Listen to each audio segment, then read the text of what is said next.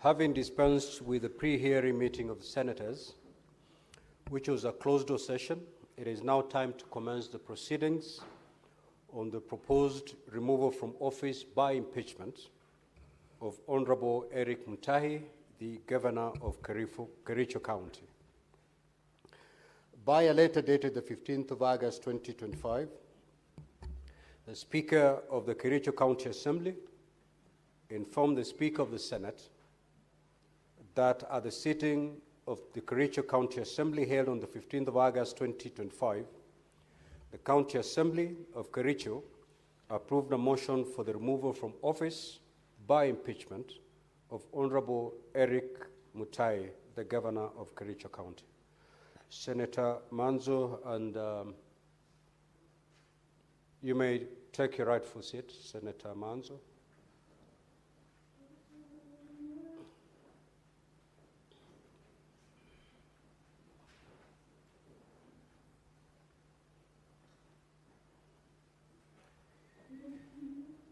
The Speaker of the County Assembly of Kericho also forwarded the following documents to the Senate, being the record of proceedings of the County Assembly and the evidence adduced in support of the impeachment motion.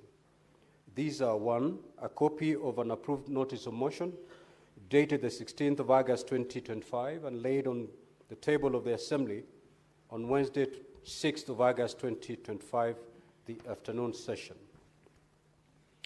2, certified copy of a list of members with signatures in support of a motion for removal from the Kericho County Governor by impeachment dated the 6th of August 2025. Order papers for the Assembly sittings of Wednesday, 6th of August 2025, afternoon sitting, and Friday, 15th of August 2025, special sitting. A copy of the Gazette notice for the special sitting of Friday, 15th of August 2025. Certified Hansard reports for the Assembly sittings of Wednesday, 6th of August 2025, afternoon sitting, and Friday, 15th of August 2025, special sitting. Copies of letters dated the 6th and 13th of August 2025, reference number KCA/SP/3 volume 1 into brackets 37, and KCA/SP/3 volume 1 into brackets 38, respectively, inviting the Governor of Kericho County to respond to the tabled impeachment motion.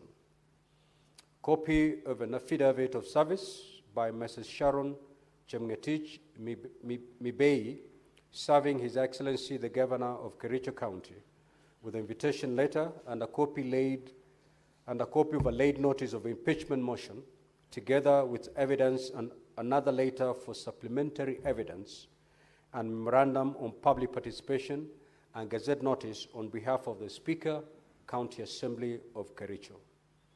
Certified copy of electronic voting extracts, 33 votes, on a motion for the impeachment of His Excellency the Governor of Kericho County, held during the Assembly sitting of Friday, the 15th of August 2025. Documents tabled during the debate on the motion for removal of the Governor of Kericho County by impeachment, which are the payment vouchers for Lands, Housing and Physical Planning Department made to Denby Holdings Limited, Debral Ventures Limited, and Cranby Group.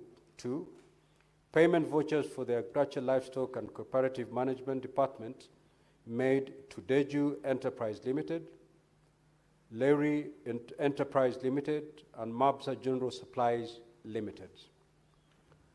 ASAC Technologies Limited, Kenda's Company, and Joely Group Limited. A procurement plan and a memorandum for supply and delivery of assorted office stationaries. Payment vouchers for Public Works, Roads and Transport Department made to the following: Simron Construction Company Limited and Real Supplies Limited at Onkila General Supplies. Payment vouchers for Finance and Economic Planning Department made to the following: Allocraft Voucher, Loreki Limited, Daki Limited, Finch Focus Limited, Jomax Holding Limited, and Benlock Ventures Limited. F, payment vouchers for Health Services Department made to the following: Afroscape Limited and Slick Solutions Limited. Payment vouchers for water, energy, environment and forestry and natural resources made to the following: Jebema Construction Supply and Rowley Ventures Limited. Report on the pending bills by Committee on Ad Hoc. Report by the Committee on Water and Environment on FLOCA projects. NAVCDP report by the Committee on Agriculture, Livestock and Fisheries. Ad Hoc Committee report on Kazi Mutai. Report by the Department of Finance and Economic Planning, Strategic Intervention Phase 2, and 2 photos and 4 affidavits, 1 judgment and 1 ruling. Ad Hoc Committee report on Londiani incident, Auditor General's report, correspondence between the Governor and the Speaker dated the 20th of August 2024 and 3rd of September 2024, certified copy of a list of members with signatures in support of a motion for removal of the Kericho County Governor. I think I've gone back to that. R, advertisement for vacancies by County Public Service Board, an internal memo on redeployment of staff under the Health Service Department, a Facebook extract, and letters of termination. Ad Hoc Committee report on alleged fictitious payment, voucher for Megro Products Limited, retention, other companies that were paid retention money, evidence of public participation. That is an extract of the Standard newspaper advertisement for public participation on notice of motion for removal of Dr. Eric Mutai, the Governor of the County Government of Kericho, by impeachment. Number 2, a scanned memorandum and submissions received in response to the notice of motion for removal of Dr. Eric Mutai as Governor of Kericho County. Number 3, a public participation register for the collection of memorandum forms, and 4, a report of public participation. Governor's response and volume 1 and 2, Kericho County Assembly standing orders, a flash disk containing video evidence and 3 transcripts.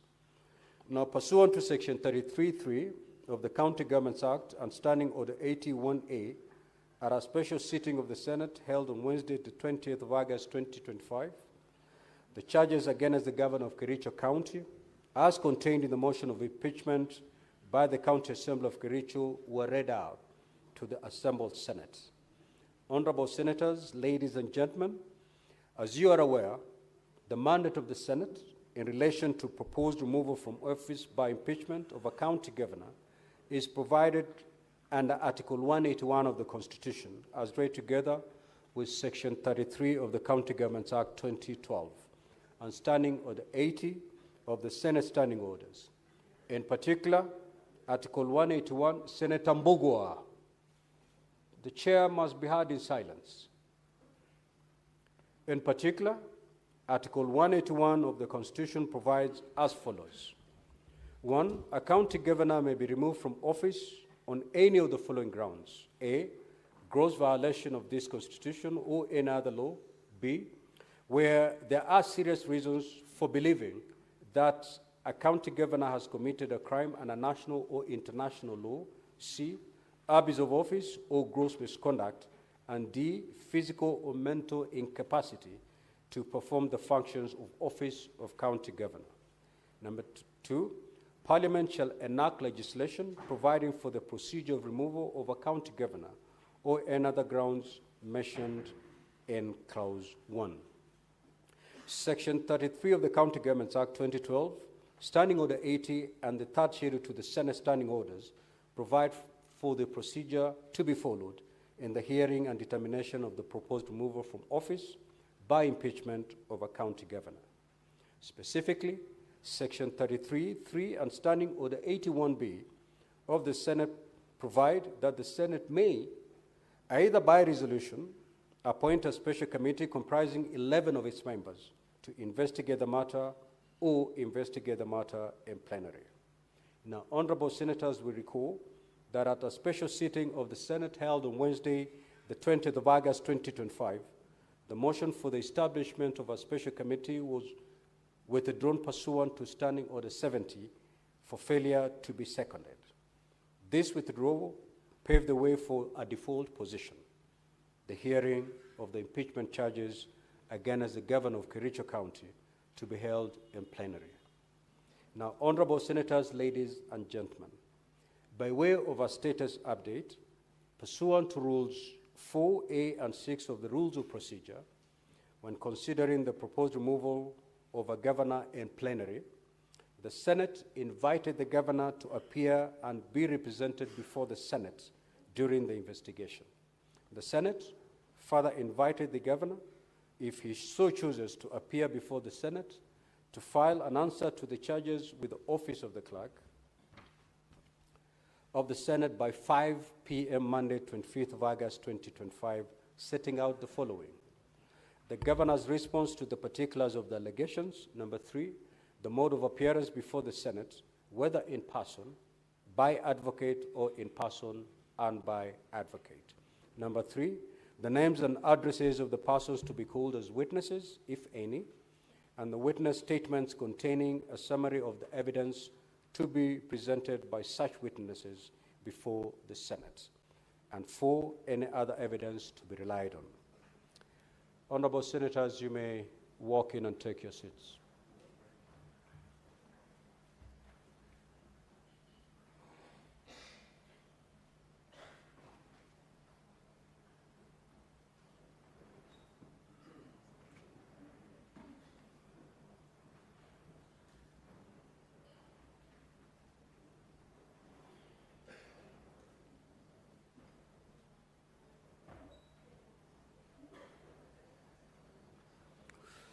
Now, honorable senators, pursuant to Rule 4B and 7 of the Rules of Procedure, when considering the proposed removal of a governor or a deputy governor in plenary, the Senate notified the Kericho County Assembly of the date for the commencement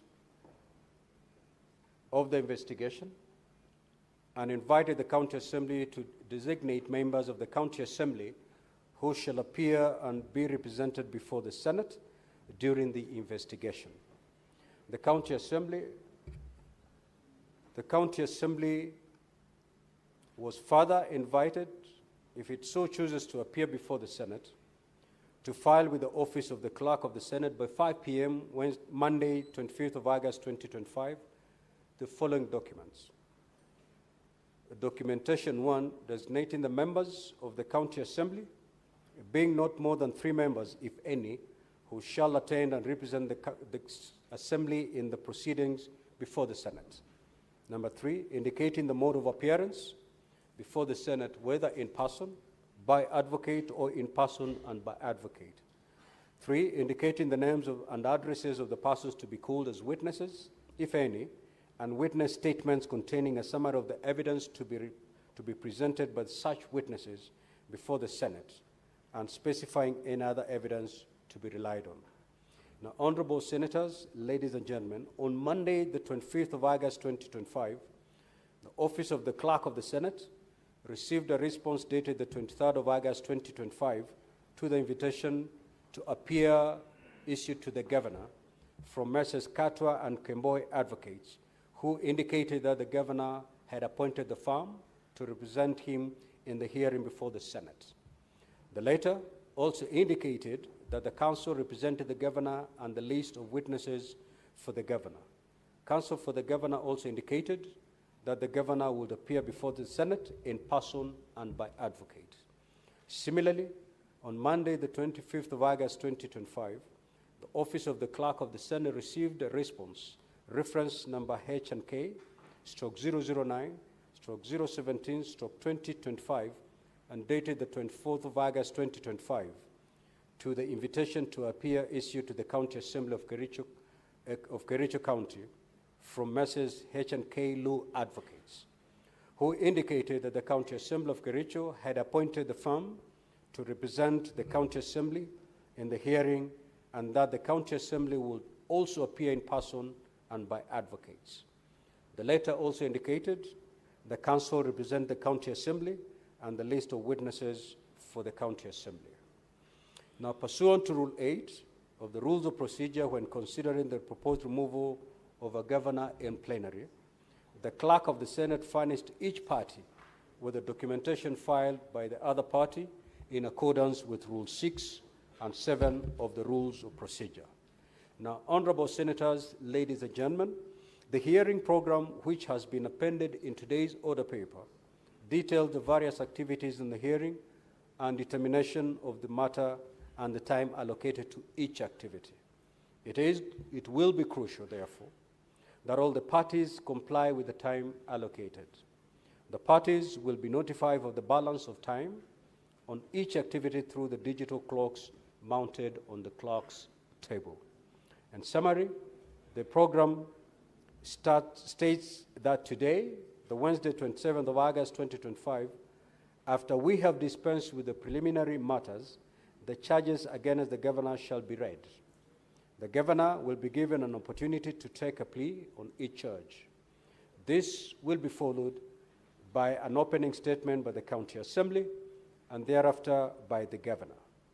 After the conclusion of the opening statements, the presentation of the case of the County Assembly shall commence and shall not exceed 5 hours. At the sitting scheduled for tomorrow, Thursday, the 28th of August, 2025, Honorable Senators will be given an opportunity to ask questions or seek clarifications from the County Assembly. Thereafter, the Governor will have an opportunity to present his case before the Senate. The presentation shall also not exceed 5 hours.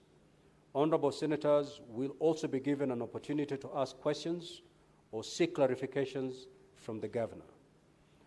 At the sitting scheduled for Friday, the 29th of August, 2025, the closing statements by the parties will be made for a period not exceeding 1 hour each. The Senate shall then proceed to debate prior to voting on each of the charges.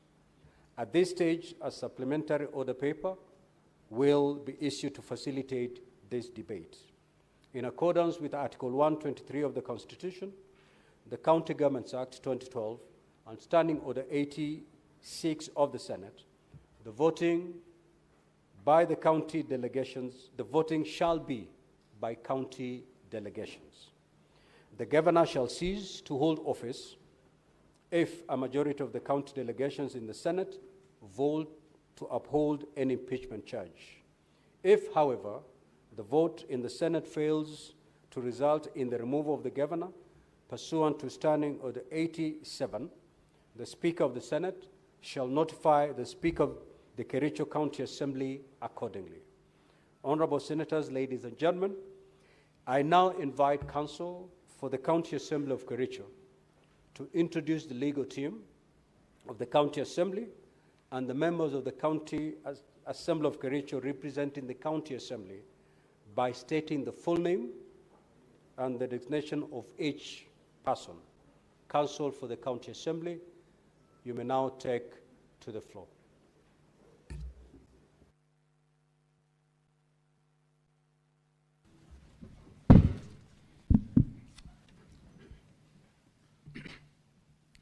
Good morning, Honorable Speaker. Good morning, Senators. Good morning, Honorable Mutai, Governor Kericho.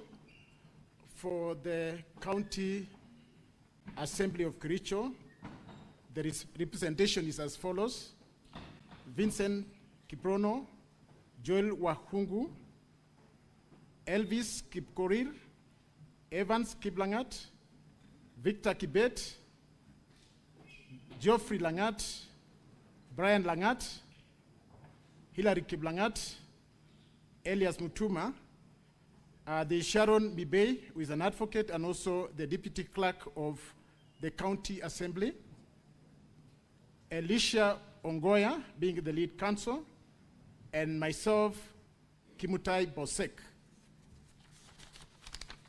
For there is also the following honorable members from the Kericho County Assembly. The mover of the motion, Honorable Kiprotich Rogony. There is also Honorable Albert Kipkoech, and Honorable Vincent Korir. Thank you, Honorable Speaker, sir.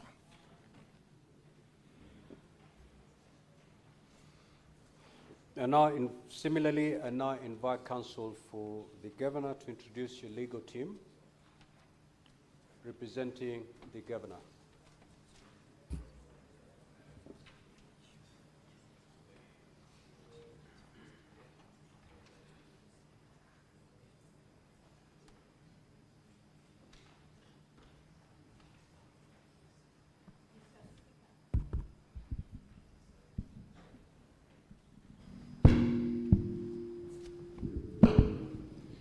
Mr. Speaker, sir, honorable senators, Your Excellency the Governor Kericho County, and my colleagues, good morning.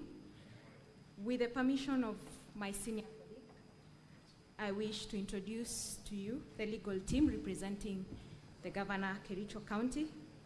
First, I wish to confirm that the Governor Kericho County, Dr. Eric Mutai, is before the House, and the legal team led by Senior Counsel Katwa Kigen, joined by Counsel Peter Wanyama, assisted by myself. My name is Doris Ngeno, and Counsel Wanjiro Thiongo, Counsel Joash Mitei, Counsel Evanson Kirui. That is our legal team. Thank you for the opportunity to appear before this honorable House. Senator Fernandez, take your seat.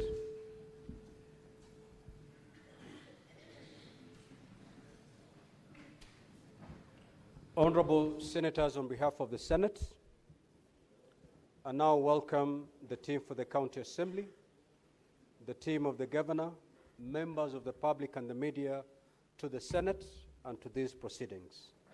Finally, I now invite the clerk to call the next order and thereafter to read the charges against the Honorable Eric Mutai, the Governor of Kericho County.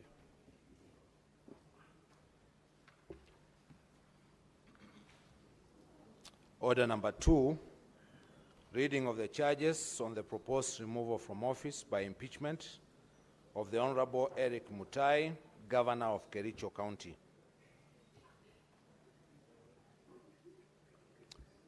The Honorable Dr. Eric Kipkoech Mutai, Governor Kericho County, please take the stand.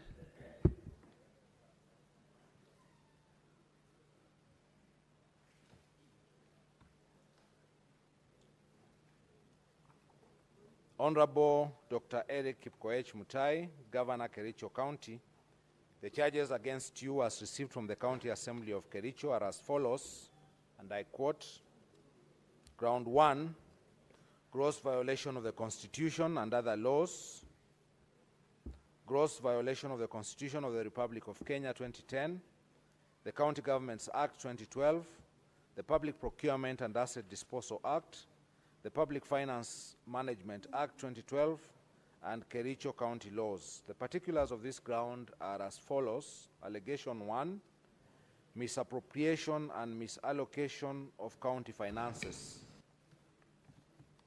On various occasions since his election as a governor and subsequent assumption of office, the governor has engaged in various acts of gross violation of Articles 10, 183 and 201 of the Constitution, Sections 102 and 109 of the Public Finance Management Act, Cap 412A, and the provisions of the Kericho County Rating Act, number 5 of 2019 as follows.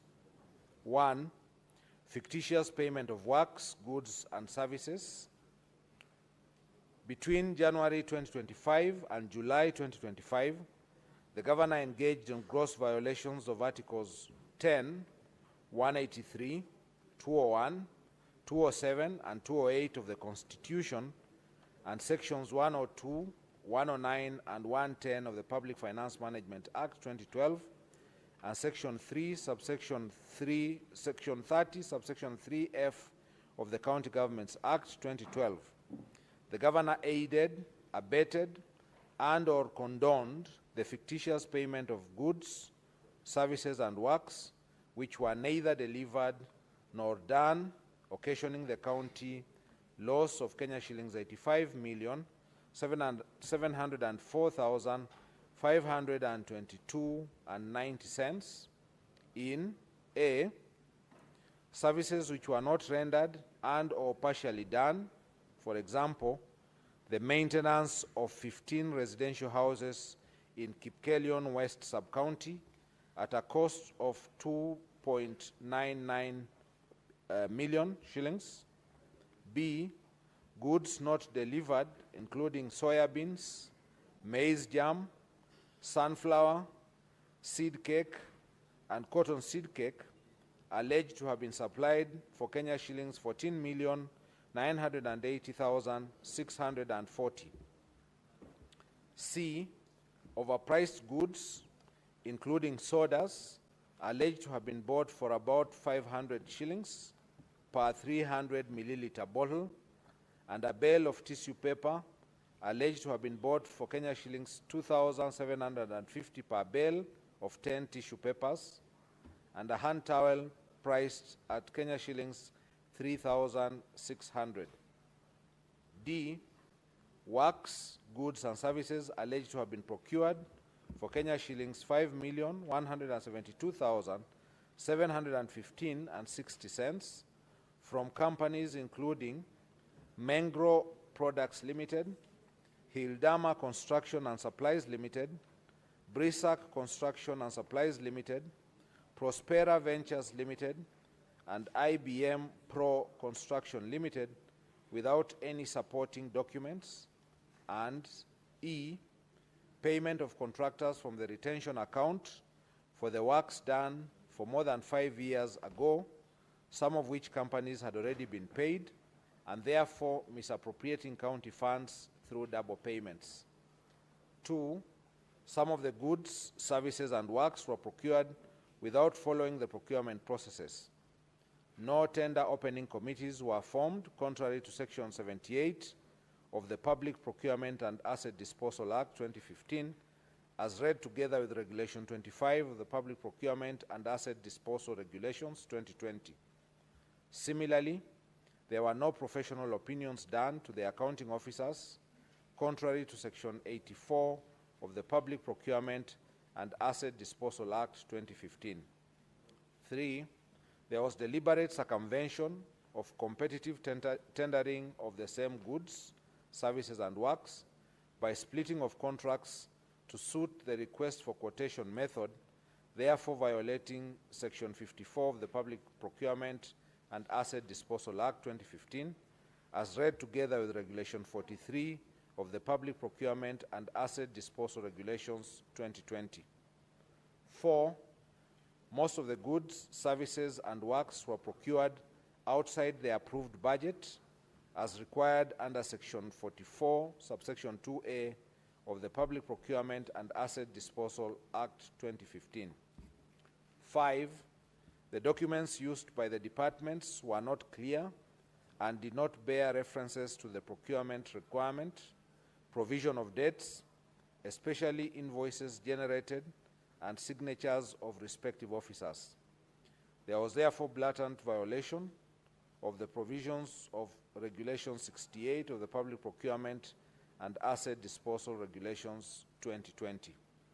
6, no market survey was conducted as required under Regulation 43, Sub-Regulation 4 of the Public Procurement and Asset Disposal Regulations 2020. The contractors therefore supplied goods with exorbitant prices, contrary to Section 54, subsection 2 of the Public Procurement and Asset Disposal Act 2015. 7, all of the subject goods, services, and works were paid for in advance, yet the county has accumulated pending bills over the last 3 years of Kenya shillings 1.1 billion, which have been verified and are yet to be paid from the time the governor assumed office. 8, the report of the ad hoc committee on the alleged fictitious payments tabled before the Assembly on 5th of August 2024, made pertinent and damning findings and recommendations that point to the deliberate failure to act, neglect of duty, and even conspiracy on the part of the governor, to wit, A, the documents shared with the ad hoc committee by the departmental heads called to testify were not accompanied by the ETIM's invoice. This lends credence to the suspicion that the documents may have been prepared to cover up the theft after the whistle was blown. B, the payments were made in advance before goods, services, and works were delivered or done, and as at the date of the tabling of the report, some of those goods, services, and works remained undelivered to date. C, documents that were used to process payments bore the signatures that could not be authenticated. Subsequently, certain officers whose signatures appear in the said documents have denounced the documents. D, the gaps highlighted in the report point to serious governance concerns and weak internal controls in Kericho County that the appointing authority, that is the governor, policy makers, accounting officers, and indeed all the officers entrusted to deliver services to the county have failed to do as required by law. E, there was an intention to defraud the county and violations of the Constitution 2010, the Public Finance Management Act 2012, the County Governments Act 2012, the Leadership and Integrity Act, the Powers and Privileges County Assemblies Act, the Public Procurement and Asset Disposal Act 2015. 9. Under Article 179 of the Constitution and Section 30, subsection 3F of the County Government Act 2012, the Governor has the overall responsibility of being accountable for the management and use of county resources. 10. It is a matter of public notoriety that when the whistle was blown on these fictitious payments, the Governor, on 26 July 2025, while attending a function at Kamolok village in Cheboin Ward, rubbished the claims and called for stern action against the whistleblower. This shows someone who is either unaware of the happenings in the county or was deeply involved in the scandal. 2. Misappropriation of National Agricultural Value Chain Development Project, NAVCPD funds.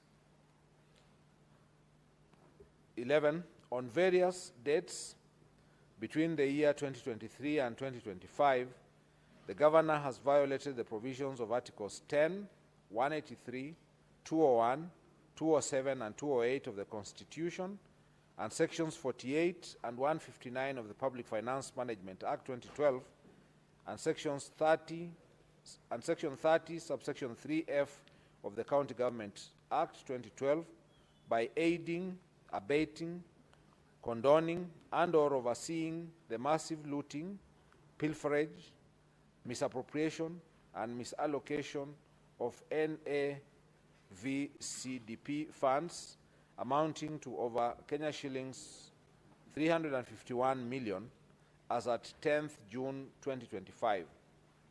12. From the report of the Committee of Agriculture, Livestock and Fisheries and Cooperative Management, Tourism and Wildlife on the implementation status of National Agriculture Value Chain Development Project, NAVCDP, in Kericho County, tabled in the County Assembly on 6th of August 2025, the County Assembly noted the following discrepancies in the use of the fund. A, the expenditure was used for farmers' cooperative societies, found only in 19 of 30 wards in Kericho County. This implies that the funds that were meant for agripreneurs, whose role was to enumerate farmers and organize them into SACCOs, was not adequately utilized. B, each ward SACCO was meant to get Kenya shillings 1 million, yet the committee found that out of the 19 SACCOs under the program, only 7 have ever received financial support since the inception of the fund. C, it is further indicated in the report that some SACCO received nominal support in kind in form of office furniture and some farm inputs, while others have never received any support. D, even those SACCOs and farmer producer organizations which received support in kind did not receive delivery notes when the furniture, computers, and other supplies were delivered, and they cannot therefore ascertain the prices, source, and therefore quality of what was supplied. E, the procurement of furniture and equipment under the NAVCDP program was conducted centrally with minimal involvement of key stakeholders. This does not only undermine the principle of transparency in procurement, decision-making, and lack of ownership, but also created room for pilferage and misappropriation of the fund.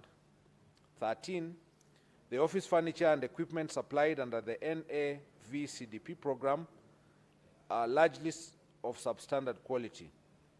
There was therefore no value for money and compliance with the Public Procurement and Asset Disposal Act 2015, particularly Section 124, which obligates the procuring entity to select quality and cost-based selection, QCBS method, as the preferred method to be used to evaluate proposals. 14, the manner in which the few projects which were implemented was done shows that they were done without following the project implementation manual published by the World Bank to guide the implementation of the projects. 15, again, the governor shirked his overall responsibility under Article 179(4) of the Constitution and Section 30, subsection 3F of the County Governments Act 2012 to be accountable for the management and use of county resources. 16, there is evidence that the governor has been ordering withdrawals from the fund for reasons other than those for which the fund was created by the donor. Evidence of this shall be availed at the hearing and consideration of this motion. The mover will as well be asking the Assembly to issue an order under Article 195, Subarticle 2B of the Constitution, and Section 27, subsection 1C, and subsection 2 of the County Assembly's Powers and Privileges Act 2017, compelling the relevant banks where the funds were drawn from to furnish this House with the bank statements showing the withdrawals of the funds from 2023 to date. 3, misappropriation of funds and unfair distribution of projects under the Financing Locally Led Climate Action, FLOCA Fund. 17, on various dates between the year 2023 and 2025, the governor has violated the provisions of Articles 10, 179, 183, 201, 207, and 208 of the Constitution, and Sections 102 and 107 of the Public Finance Management Act 2012, and Section 30, subsection 3F of the County Governments Act 2012, by presiding over unfair, skewed, and nepotic distribution of projects under FLOCA funds, imprudent use, misappropriation, and misallocation of FLOCA funds as follows. A, skewed and unfair distribution of projects under the fund with the governor's home ward, namely Chemosot ward, alone, getting projects worth Kenya shillings 21,701,590, while there are many other wards, not only in other sub-counties, but even in the Bororiet sub-county, which have received not a single project under the fund. This nepotically skewed distribution of projects under the fund violates the national values and principles of governance under Article 10 of the Constitution, and in particular, the values of equity, non-discrimination, equality, good governance, integrity, transparency, and accountability, the principles of public finance under Chapter 12 of the Constitution, as well as the provisions of Sections 102 and 107 of the Public Finance Management Act, which enjoins the governor to ensure fiscal responsibility and adherence to the values and principles of the Constitution in the management of the county funds. B, the Joint Committee on Water and Sanitation and Environment, Energy, Forestry and Natural Resources, in their report on the implementation status of FLOCA programs, noted that some projects under the fund, namely Chemomul Water Project in Kabianga, Water and Environment Projects in Seretut, Bororiet Ward, Torachtani Cooperative Society Milk Cooling Plant in Kapsaos Ward, Soliat Water Tree Nursery Establishment Project in Soliat Ward, Arndonyo Mare Borehole Water Project, and Lelaitich Water Project in Soliat Ward are marked as 100% complete, yet there are either defects in the works, incomplete and substandard works. 18, as a result of this unfair distribution of projects, wards like Cheplanget, Litain, Chaik, Kipchebor, Chilchila, and Kunyak did not get even a single project in all the categories under the fund, namely environment, agriculture, and water. 4, misappropriation of county funds and Equalizer Kazi Mtaani initiative. 19, on or about 31st of August 2023, the governor engaged in gross violation of Articles 10, 183, 201, 207, and 208 of the Constitution, and Sections 102, 109, and 110 of the Public Finance Management Act 2012 by launching a program dubbed Equalizer Kazi Mtaani Initiative and drawing county funds towards the initiative without a legislation to anchor the initiative, public participation, prior approval of the County Assembly and the Controller of Budget, and prior approval of the Budget and Appropriation Committee's approval. 20, under the fund, a total of Kenya shillings 39 million were paid without proper tendering, local service orders, and for the services which were not delivered. 20, the County Assembly's report on the ad hoc Committee on Kazi Mtaani project pointed out various violations of the Constitution and the law in the rolling out and implementation of the initiative. However, the governor deliberately disregarded the report and it has hitherto not been implemented.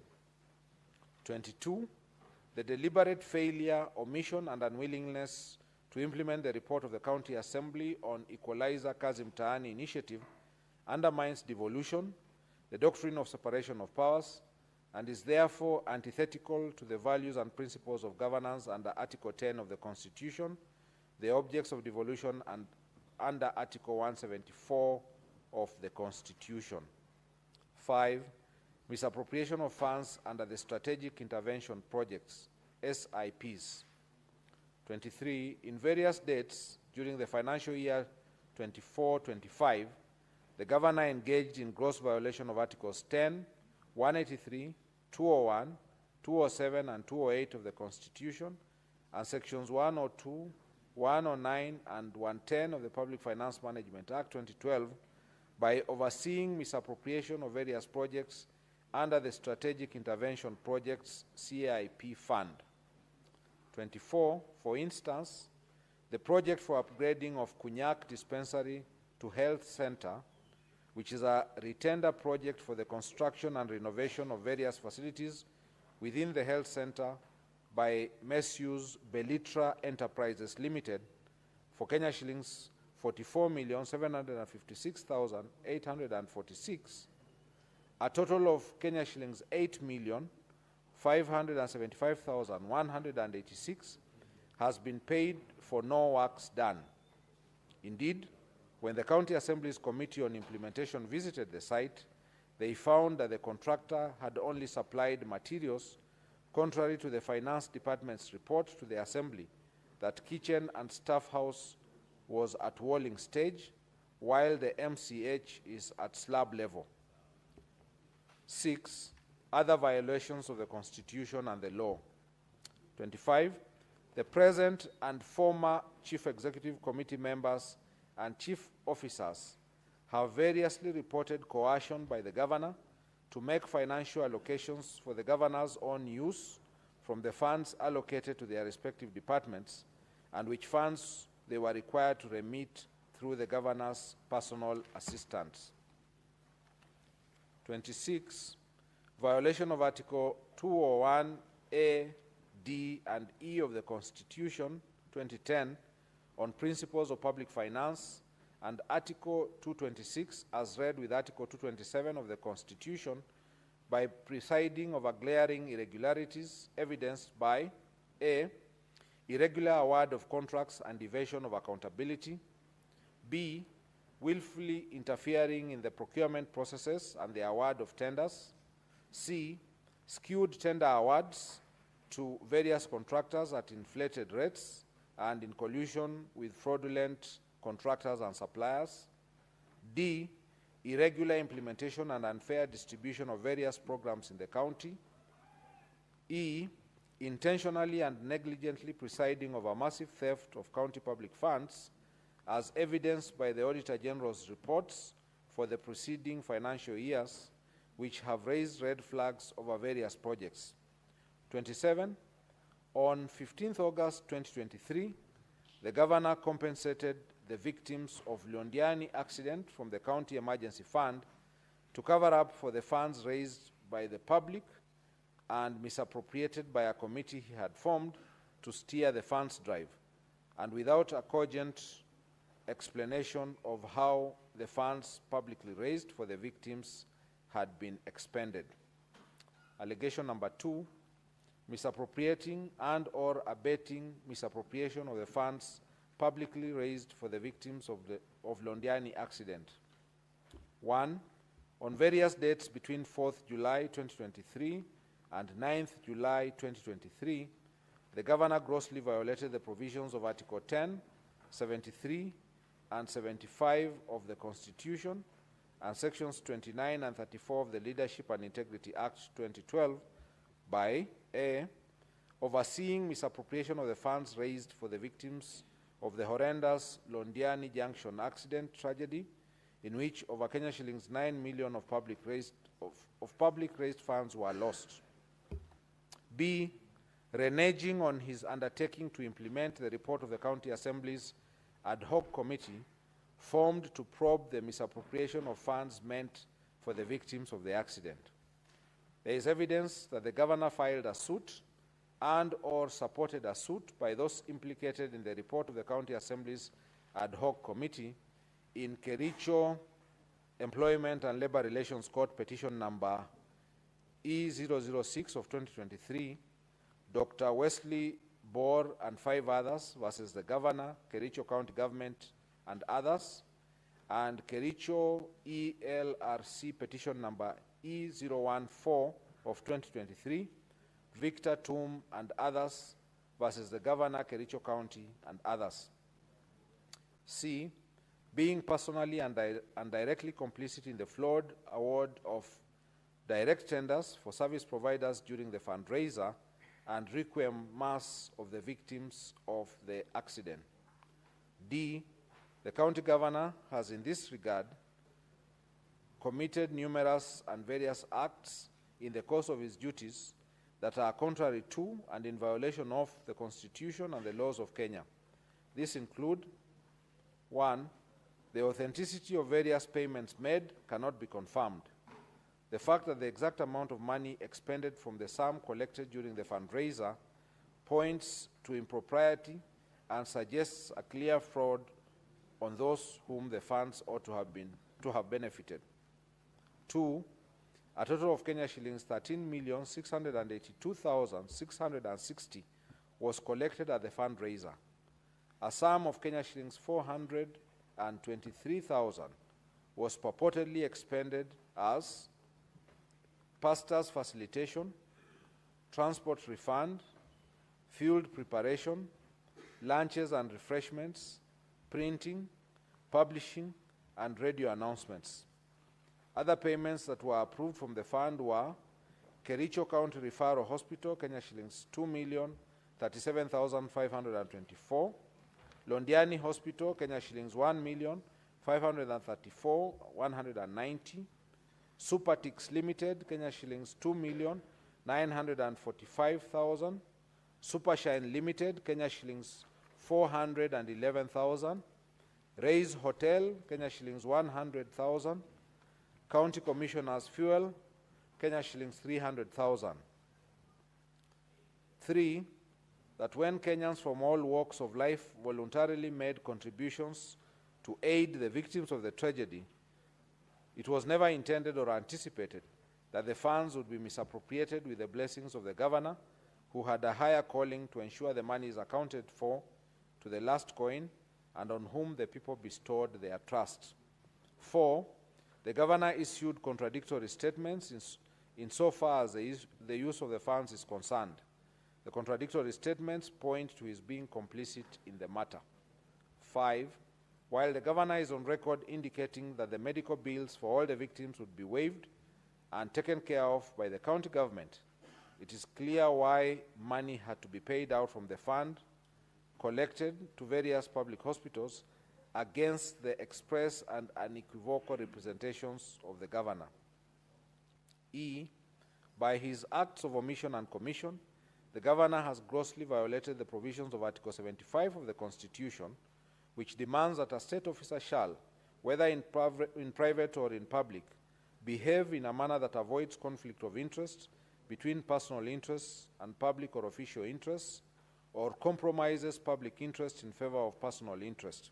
F, by overseeing the misappropriation of the funds aimed at assisting the victims of the accident, the governor violated Article 73 Sub-Article 2, which demands from him selfless service based solely on public interest, demonstrated by honesty in the execution of his duties, accountability to the public for decisions and actions, and discipline and commitment in service. G, by allowing himself to be a master of doublespeak in such a grave matter that shook the conscience of the nation, the governor violated Article 73, Sub-Article A, Roman 2 and 3 of the Constitution, which demand that he at all times demonstrates respect to the people and brings honor and dignity to the office he holds. H, by allowing himself and senior officials close to him to benefit from the funds, the governor violated Article 76, Sub-Article 2B of the Constitution, which prohibits a state officer from accepting a benefit in circumstances that compromise the integrity of the state officer. I, by failing to ensure that decision-making in the executive of the county governor are not influenced by corruption, nepotism, and other callous and improper motives, the governor has failed to exercise objectivity and impartiality, thus violating Article 73, Sub-Article 2B of the Constitution of Kenya 2010. Ground 2, abuse of office. The particulars of this ground are as follows. Allegation 1, illegal appointments, unlawful dismissals and transfers, and usurpation of the constitutional and statutory functions of county public service. The governor has variously engaged in 1, gross misconduct, and 2, gross violations of Articles 10, 73, 75, 232, 235, and 236 of the Constitution. 3, gross violations of Section 17 of the Public Officer Ethics Act, Sections 55, 59, 59A, 60, 62, 63, 64, and 65 of the County Governments Act, Section 4 of the Public Appointments County Assemblies Approval Act 2017, and variously abused his office by A, skewed, uncompetitive, and nepotic appointments of the county employees of various cadres. For instance, the governor recently hired his own brother, one Victor Mutai, as a revenue clerk. Similarly, the governor's personal assistant's wife, one Chepkirui Mercy, was recently hired as a nurse on contract basis. Who was recently hired as a nurse on contract basis was confirmed, yet there are a number of nursing staff who have been serving on contract for long without confirmation. B, illegally appointing one Mrs. Alice Bett, now Judge of the High Court, as the county attorney when there was a substantive office holder, an act which the Employment and Labor Relations Court, the Honorable Lady Justice Wasilwa, affirmed was irregular, unprocedural, and unlawful in the case of Sang versus Governor Kericho County and two others, petition E001 of 2023. In that case, the governor was found by the court to be in gross violation of Article 73 and 232 of the Constitution. His actions found to be illegal and unconstitutional, and ordered to pay costs of Kenya shillings 2 million and costs personally. The governor has therefore been already adjudged to be in gross violation of the law and all the Assembly and the Senate. C, causing the advertisement of the positions of doctors, nurses, early childhood education, ECDE teachers, just to endear himself politically when he knew the county government did not have capacity to hire. The applicants were subsequently not shortlisted, nor the alleged vacancies filled up. D, illegally deploying health staff via the notice dated 22nd of July 2024 without any justification, authority, and involvement of County Service Board, thus creating a crisis in the health sector. E, since his assumption of office, the governor has dismissed a total of 10 County Executive Committee CEC members, 6 chief officers, 2 chiefs of staff, among other senior staff, without any cause or reason, thus exposing the county to protracted litigation and the risk of huge compensation in damages.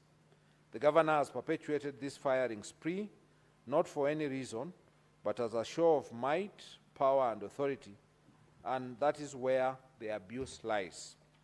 Allegation 2, subversion, discrediting, and impeding of the oversight role of the County Assembly. On 3rd September 2024, the governor engaged in 1, gross misconduct, and 2, grossly violated the provisions of Articles 10, 73, 75, 174, and 185(3) of the Constitution, and abused his office by writing to the Speaker, purporting to direct the Speaker on, among other things, the timelines the Speaker should give the chief officers who are summoned by the Assembly for questioning in exercise of the Assembly's oversight mandate. Ground 3, gross misconduct. The particulars of this ground are as follows. Allegation 1, bullying, incitement, vilification of people and county staff. On various occasions, the governor has repeatedly engaged in 1, gross misconduct, and 2, gross violation of the provisions of Articles 10, 73, and 75 of the Constitution, and Sections 29 and 34 of the Leadership and Integrity Act by A, the governor has been operating with impunity as though he is above the law. On the second day of being sworn into office, the governor led a mob to invade a private land owned by one Mr. Josiah Kiplangat Kogo within Kericho town and tore down the fence. The governor has since designated the subject land as an illegal dump site operated by the county government without the consent of the registered proprietor, the National Environment Management Authority NEMA approval, gazettement by the county designating the parcel as a dump site, and in total disregard of a court order issued by the Environment and Land Court in the case of Kericho, in Kericho in ELC petition number E001 of 2022, Josiah Kiplangat Kogo versus County Government of Kericho. The governor has also obstructed the enforcement of the orders by the police administration. The actions are illegal, contemptuous to the authority and dignity of the court and the rule of law, unethical, and demeaning the office the governor holds. Further, as a result of the illegal actions of the governor, the county was condemned to pay the costs. B, none of the dismissed CECs, CEOs, and chiefs of staff and other senior county staff were given fair administrative due process and hearing, thus violating the provisions of Articles 41, 47, and 51 of the Constitution. C, the governor has persistently intimidated, molested, harassed county officers who do not sing to his tune, leaving officers jittery and creating an atmosphere of fear, uncertainty, and despondency in the county, and thus creating a toxic work environment. This violates the provisions of Sections 11 and 13 of the Leadership and Integrity Act 2012. D, the governor has persistently used divisive and unbecoming language which undermines the office he holds, contrary to Section 8 of the Leadership and Integrity Act 2012.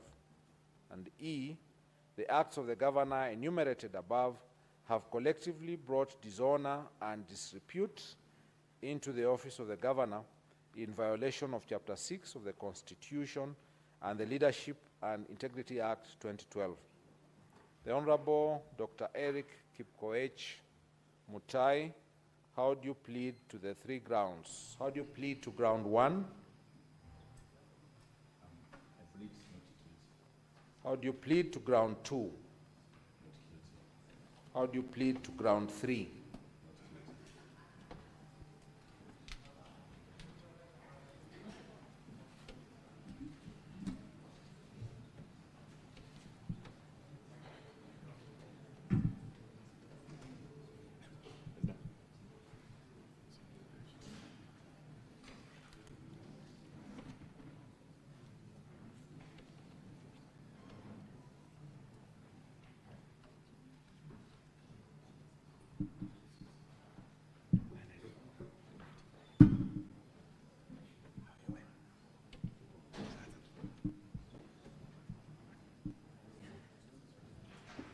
Governor, you may be seated. Thank you, Mr. Speaker, sir.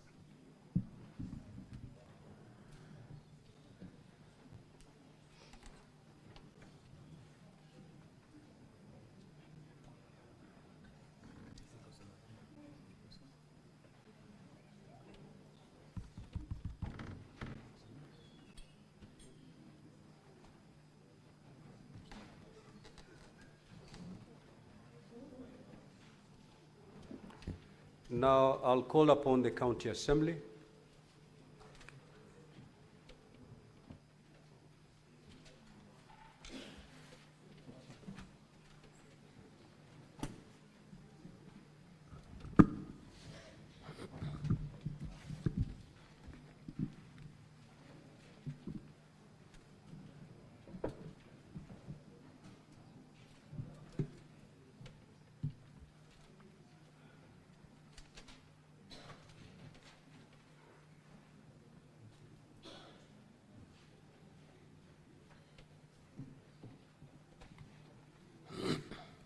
So the County Assembly, you have 30 minutes to make your opening statement. Thereafter, it will be followed by the Governor's opening statement. It will also take 30 minutes. Sorry, Mr. Speaker. Thank you so much, Mr. Speaker. Before we make the opening statement, there are certain preliminary matters that the County Assembly wished to raise. So with your permission, Mr. Speaker, I wish to be given the opportunity to raise them first. You may proceed. Thank you so much. Mr. Speaker, allow me to begin by raising the fairly simple and straightforward preliminary issue. By letter dated 24th August 2025 by the firm of HK Advocates on behalf of the County Assembly. Sorry, the record may not have caught my name. My name is Elisha Ongoya for the County Assembly of Kericho. And I think for members of the Senate on light note, Mr. Speaker, who may wonder whether Mr. Mutuma and I are actually on this side, we may say that the cab-rank rule has placed us this side today.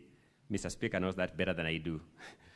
By letter dated 24th August 2025, H&K Law Advocates, acting for the County Assembly of Kericho, requested the clerk of this House to make special arrangements for one witness who suffers a physical disability in the nature of mobility impairment when that time comes. So that we don't struggle at the last minute, I wish that Mr. Speaker directs that those arrangements be made as and when that witness is required to be put on the stand. Yeah, those arrangements are going to be made. Thank you so much.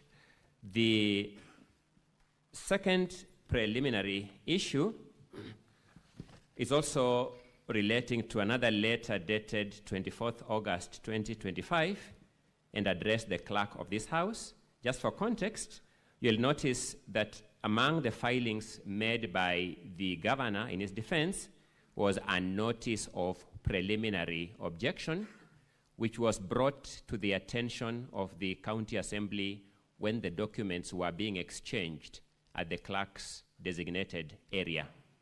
In the circumstances, the County Assembly wrote to this House informing it that it will be seeking the leave of this House to file a response to the notice of preliminary objection. I think, Council, that PO hasn't been raised yet. It's on record, but it's yet to be raised. Thank you. So you'll be given an opportunity to make that application once that PO has actually been raised. Thank you. Having said that, Mr. Speaker, the final is a set of documents that we also wish to be permitted to be circulated to the senators. I'll just lay a brief context for this. There are documents which, Mr. Speaker, when you are informing the senators, you drew their attention to the documents that the County Assembly brought to this House accompanying the resolution of the County Assembly. Some of those documents, unfortunately, when we are now preparing the volumes for circulation, because of the number of volumes involved, were omitted among the documents that were delivered, and other documents were also referred to the various witness affidavits, and those documents were also omitted when we were producing the volumes because of the sheer number of volumes that were being produced. If you give me permission, Mr. Speaker, I can then draw your attention to the specific documents so that then you can consider whether or not to allow them. You may proceed. Thank you. Mr. Speaker, you'll remember you read among the documents that the County Assembly presented to this Senate as payment vouchers for the Department of Agriculture. You also read payment vouchers for the Department of Lands and Physical Planning. Those documents, although accompanying the motion and duly presented to the Office of Speaker, were not reproduced in the volumes that have been given to the honorable senators. We beseech you to grant us leave to have those documents circulated among the senators.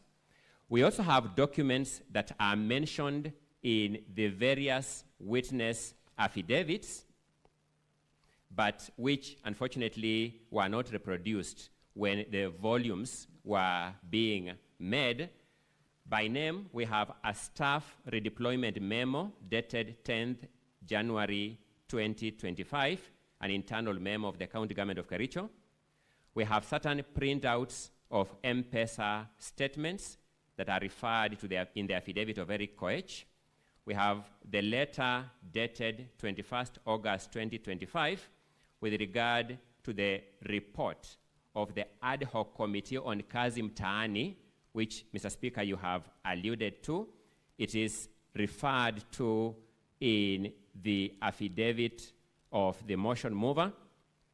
We have certain RTGS payment extracts that are referred to in the affidavit of Albert Koech. We have the termination letter of Enoch Koech that is referred to in the affidavit of Eric Koech. We have an invitation for a meeting with the Joint County Assembly Committee on Water and Sanitation and Environment and Forestry and Natural Resources and Minutes. The committee report of that committee, my apologies, the report of that committee is before this House, but only the invitation letter that was omitted in the course of the photocopying. Then we have bundles of invitation letters dated 18th July 2025 to appear before the ad hoc committee of the County Assembly of Kericho on fictitious payments. Again, The report of that committee is already before this House. So the only documents that were omitted were the invitation letters, which we seek that you permit to be presented to this House so that we have a complete record.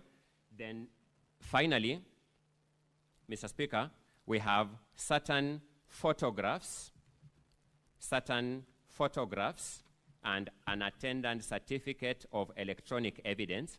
The photographs are referred to in the affidavit of Kiprotich Rogoni, and the certificate of electronic evidence is also in that affidavit, but unfortunately, in the course of mass production of the documents, they were omitted. Those documents, Mr. Speaker, we beseech you to allow the senators to have access to them so that we can have a comprehensive view of the situation. The other documents are the ones, as I alluded to earlier, relating to the answer to the PO. I would suspend dealing with those ones as director of the Speaker, and I'll deal with them as and when that PO becomes a relevant issue before this House. My learned colleague should draw my attention to something so that we don't waste time. I'll ask him just to present it to the Senate right away so that the Senate can make a decision. Thank you, Mr. Speaker, sir. For record purposes, my name is Elias Mutuma. I just wanted to confirm that the documents that my learned senior has alluded to have already been supplied to Council for the Governor through email yesterday, and physical copies were delivered this morning. Thank you. Council for the Governor, do you have any objections to that request?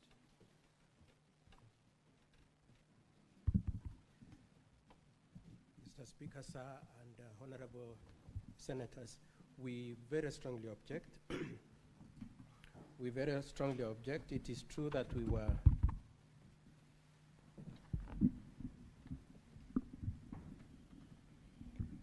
Mr. Speaker, sir, we strongly object to the attempt to introduce new evidence at this point. It is true that this morning, as we were waiting to walk in here, we were served with the documents referred to by my colleague.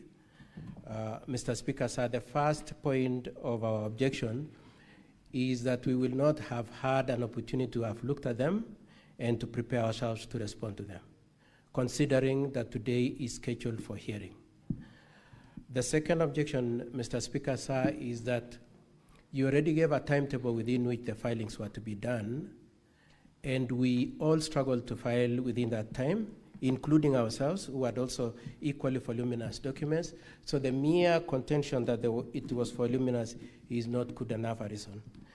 The third objection we have, Mr. Speaker, sir, is that they were not part of the documents that were used during the proceedings at the County Assembly. And for purposes of that point, Mr. Speaker, sir, I wish to make reference to your standing orders, the standing orders for this, for the Senate, particularly the standing order number 20.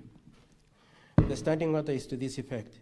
In presenting its evidence, the Assembly shall not introduce new evidence that was not part of the allegations against the Governor in the County Assembly as forwarded by the Speaker.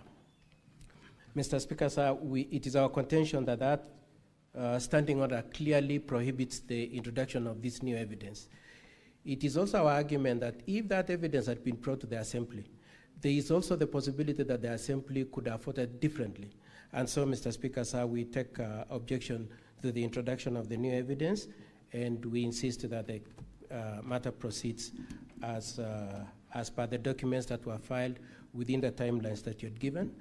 Mr. Speaker, sir, I would like my colleague, Mr. Wanyama, to make supplementary submissions on the issue.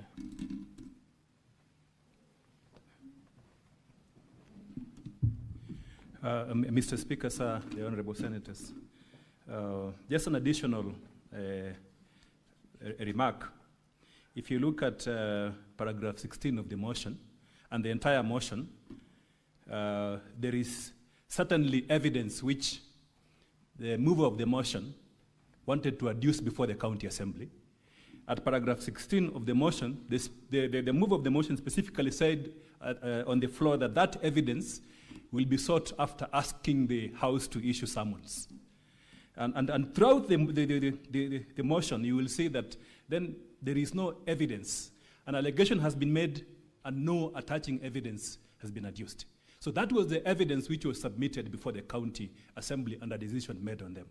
So in accordance with your rules, and we strongly object to this, the County Assembly cannot introduce new evidence, even if it was mentioned in the pleadings before the County Assembly. It cannot introduce that new evidence before this House at this stage for only one reason. It's extremely prejudicial to the governor. And secondly, the governor has not had the opportunity to prepare on this evidence. But more importantly, this evidence requires comment from the governor. And therefore, the right to fair hearing will be severely breached if this evidence, which the County Assembly is now doing a patchwork, is introduced at this stage. And lastly, it will contravene your express, clear, and unequivocal rules that no new evidence shall be introduced on the Senate if they are not part of the evidence submitted against the governor in the County Assembly. Thank you. Mr. Speaker, may I have a brief right of reply? Council, let me just make a ruling on this matter. We make progress. Thank you, Mr. Speaker. We've had your position. We've had the governor's position. Now, if I had counsel for the County Assembly correctly, is that the evidence related to those documents is already in our bundles, the original bundles. These documents were omitted by mistake during the compiling of those bundles. They do not introduce any new evidence as is being submitted by the counsel for the governor. And therefore, pursuant to Rule 30 of the Rules of Procedure, I will allow those documents to be admitted. Counsel for the governor, you may take to the stand and make your opening statements. Mr. Speaker, sir, we had indicated that we are raising a preliminary objection. Although, allow me to make the observation, Mr. Speaker, sir, that much as you have made your ruling based on the premises that they were excluded, though they were part of the evidence, they were not part of the evidence, Mr. Speaker, sir. These are new documents that have never been part of this case. The nearest you could say is that they were referred to or they were alluded to in the charges, but they have never been part of the evidence. Mr. Speaker, sir, we filed a notice of intention to raise a preliminary objection, and the same was part of the filings we did within the timeline you gave us. The nature of our preliminary objection, Mr. Speaker, sir, is to contend that there was no voting that took place, and therefore it implicates the requirement, number one, that voting must have been done at the assembly, and number two, that a 2/3 threshold should have been achieved. It is our contention that the approach adopted by the Speaker in the County Assembly, the documents filed, including the audit of the logs of the process, will show that indeed there was no voting system. Mr. Speaker, sir, I pray that you allow us to raise that preliminary objection to the effect that indeed no voting took place and that 2/3 was not achieved, and therefore your jurisdiction has not been triggered as a Senate. So, Counsel for Governor, you have 15 minutes to raise your PO. Counsel for the County Assembly, you'll have 15 minutes to respond, and thereafter the Senate will make a determination on the matter. Mr. Speaker, sir, the issues we raise in our preliminary objection are that we will start, first of all, Mr. Speaker, sir, we will invite your attention to the contents of an Annex 4A from the Assembly, which provides an audit of the login processes and details of how the voting went on. And Mr. Speaker, sir, that is contained in the affidavit by the IT expert at page 79 to 85, and also in the affidavit sworn by the clerk, page 95 to 93. And Mr. Speaker, sir, the IT expert says particularly at paragraph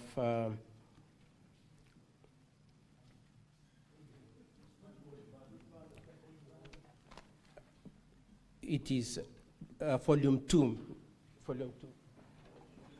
What is your issue, Senator for Nairobi?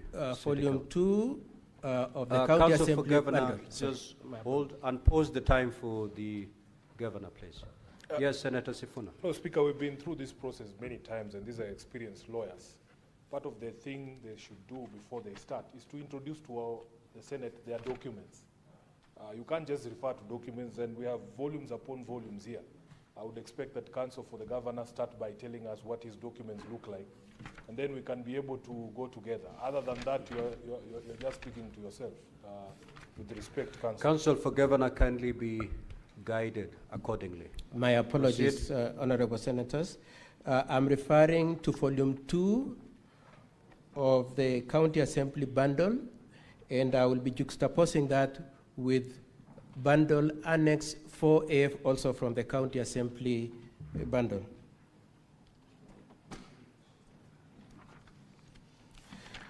Mr. Speaker, sir, our preliminary objection, the first point I wish to address is what has been referred to by the IT expert, and that testimony, his affidavit is at page 79 to page 89. And at particularly page 81, paragraph 10, 11, and 12, he indicates that they have been using certain software for purposes of payments, budgeting, meetings, and so on and so forth. Then he says in October 2024, an enactment was made of Standing Order number 77, and attendant to the enactment of that section, they then developed a system for voting by upgrading what they already had for purposes of implementation of that standing order. Then he proceeds at paragraph 23, 30, and 31 to say that system is accurate, verifiable, secure, user-specific, and friendly. And Mr. Speaker, sir, that's where our preliminary objection lies. We would like to say, first of all, if it were a specific, if it was tailored to meet the intention of that standing order number 70, the standing order number 70, standing order number 77A requires that in the event an MCA chooses not to vote, then it must be deemed to have abstained. Mr. Speaker, sir, when we look at volume 1 of the Governor's bundle at page 98 to 101, if we could look at that. The Governor's bundle, page 98 to 101 to 106. It is the bundle is pink in color. It will be noted that if indeed it was tailored to meet the intentions of Standing Order number 77, then it should also have complied with the detail of 77.8, which says that any MCA who has not voted should be reflected as having abstained. You will notice at page 98 that the votes reflected in that report says 33 voted and there was 0 abstain. However, when you juxtapose that, if we could go again to the volume 2 of the Assembly's bundle, you will find an affidavit by the clerk of the County Assembly at page 90 to 93, and particularly at page 90, at paragraph 17 at page 93, the clerk is very specific that there were 47 MCAs in the Assembly on that date. Now, our case is that the 18 MCAs did not vote at all, and we have produced those affidavits. And those affidavits of the 18 MCAs I will provide in a minute. But let me just make this first point I was making, being that if the system that they say was tailored to meet the intention of Standing Order number 77, then 77.8 requiring that it should reflect abstention, then should have reflected 18 MCAs abstained, or in the alternative, if it were to be the case which we contest, if it were to be the case that 33 voted, then it should have reflected that 14 of them abstained. And so that's our first attack on that pretense that there was any voting that happened. It is our contention that just a piece of paper was prepared. The second argument we make is that 18 MCAs did not vote, and the maximum number of votes that system should have reflected should have been 29 votes. And the affidavits that we have produced for purposes of supporting that proposition, Mr. Speaker, sir, are at page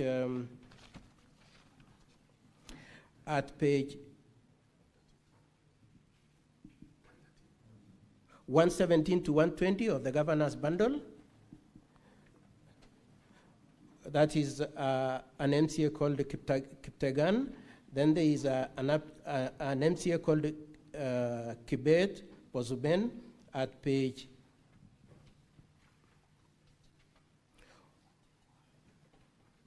121 to 122. Then there is Amos at page 125 to 127.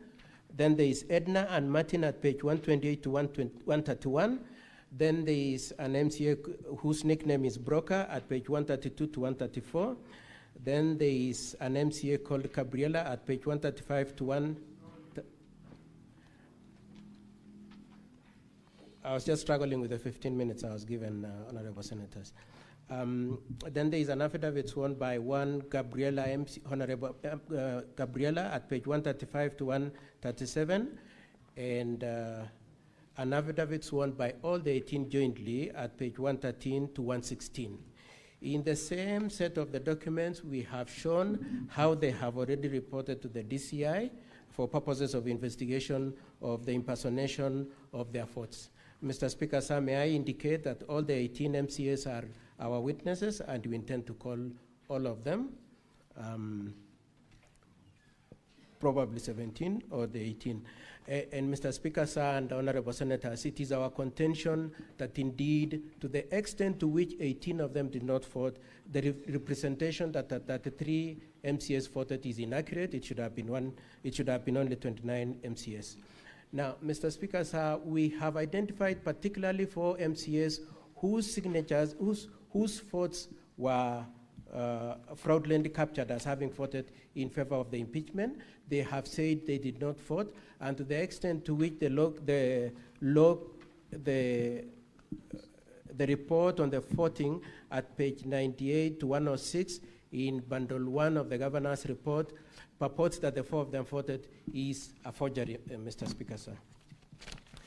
The other issue which I want my learned friend to highlight is that it will be noted that there are individuals, based on the login audit that the County Assembly has produced, that there were 3 MCAs who voted twice.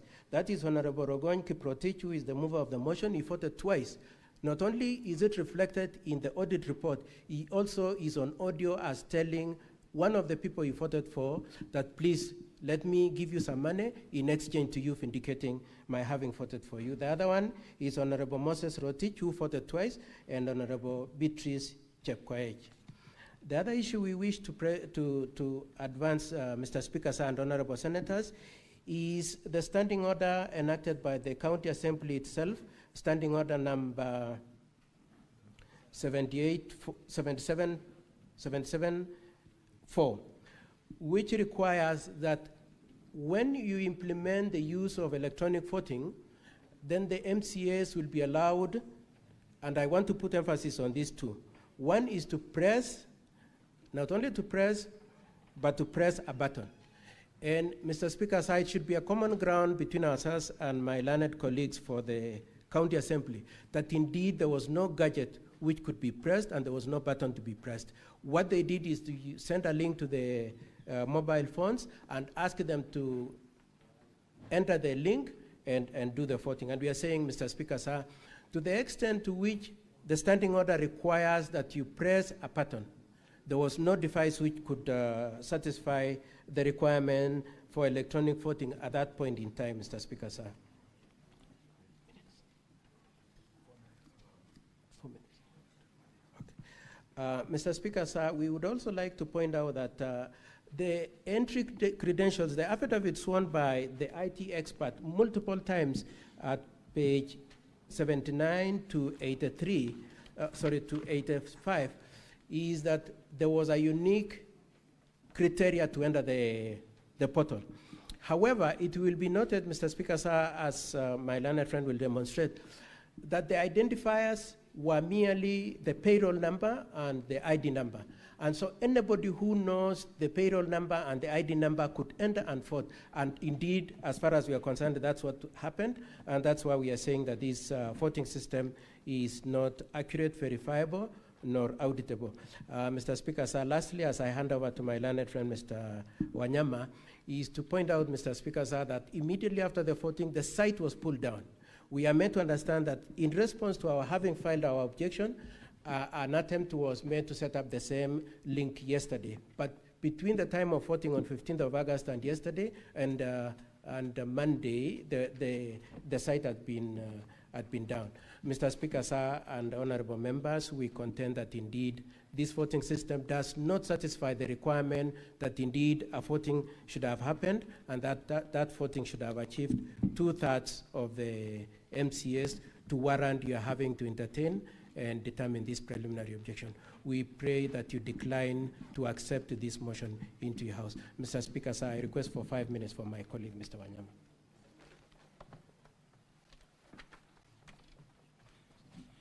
Yeah, Mr. Speaker, sir, honorable senators, there is a thorny issue which is creeping from our motion.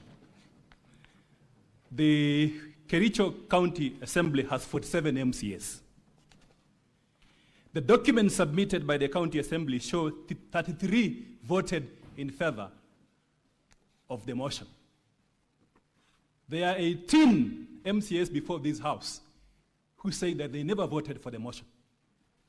So outside the legalities, the Senate can determine that question factually by asking all these 18 MCAs whether they voted for the motion or not. Because Section 33, Paragraph 2 of the County Government Act, it's what gives this House the powers, the jurisdiction. So we submit that there is no proper motion before the House. Because of that question, it was not supported by the requisite 2/3 majority as required by the law. And why? Mr. Speaker and honorable senators, allow me to invite you to look at Volume A, Volume 4A of the County Assembly documents, because this is where the explanation comes in. Volume 4A of the County Assembly documents. Now, the County Assembly said that they used a system. They used a system which they were deploying for the first time in this voting, a system. How would an MCA access this system? You will need your IPPD number, your payroll number, and your ID number to access the system to vote. I myself, yesterday, I attempted to access this system, and I was able to access the system which they had put after pulling it down, and I was able to vote using the IPPD number and the ID number of MCS. The IPPD number is available in Volume 4A of the document. Volume 4A of the document, and allow me to just show you the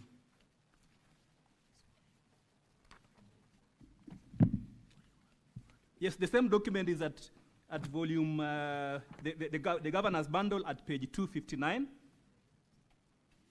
The governor's bundle at page 259, and then from the County Assembly documents, that is page 1 of volume 4A, you will see the ID numbers of the MCS. These ID numbers were the passwords to access the system. The ID numbers were the passwords to access the system. So the ID numbers are here. They are there. Then the username is contained at page 4 of the County Assembly document. Page 4 of the County Assembly document, you will see the IPPD system. The unique payroll number of each MCA. So that is a system which was deployed. Now, this system fortunately leaves an audit trail. It leaves an audit trail. It's a system which, when you extract, it leaves an audit trail for you. So at page 13 of the County Assembly document, their own documents which they've submitted in the House, page 13, you will see the audit trail. You will see the audit trail. Whatever happened to that system which you could access using your ID number and the IPPD number as an MCA, and anyone could access. And before I go to this audit trail, the persons who could access the system is the clerk, the MCS, and the IT personnel. So the system will tell you the whole story. So from this page 13 and from page 13 to page 14, page 13, 14, 15, you will see the audit trails. And allow me to show you this. This is very significant. Counsel for Governor, 2 minutes. Yes, yes. This audit trail will show that there are 3 MCAs who voted twice. And remember, this is from the County Assembly's own document. 3 MCAs voted twice. Can I show you their IPPD numbers and their names? Yes. If you look at page 16 of the volume 4A,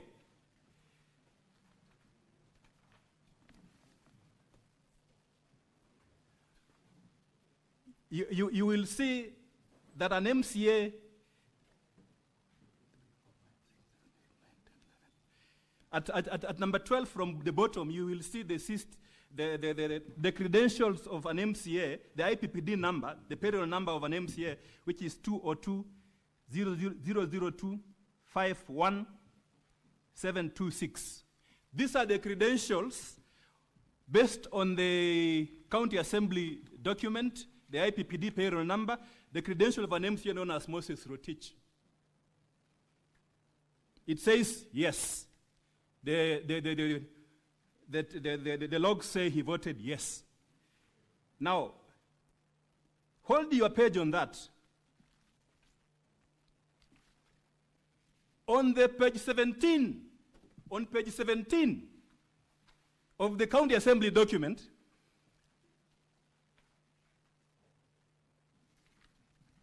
look at the same IPPD number. It is the same, of the same person. Same MCA, Moses Rotich. It is said he voted again, yes. So he voted twice in this system. That is page 17, the first entry on page 17. The first entry at the top there is the same entry. The same IPPD number of the MCA who is appearing on the call logs as having voted twice. That is, it appears at page 16 and page 17. Page 17, the first entry. The second MCA who voted twice is Beatrice Chepkemoi.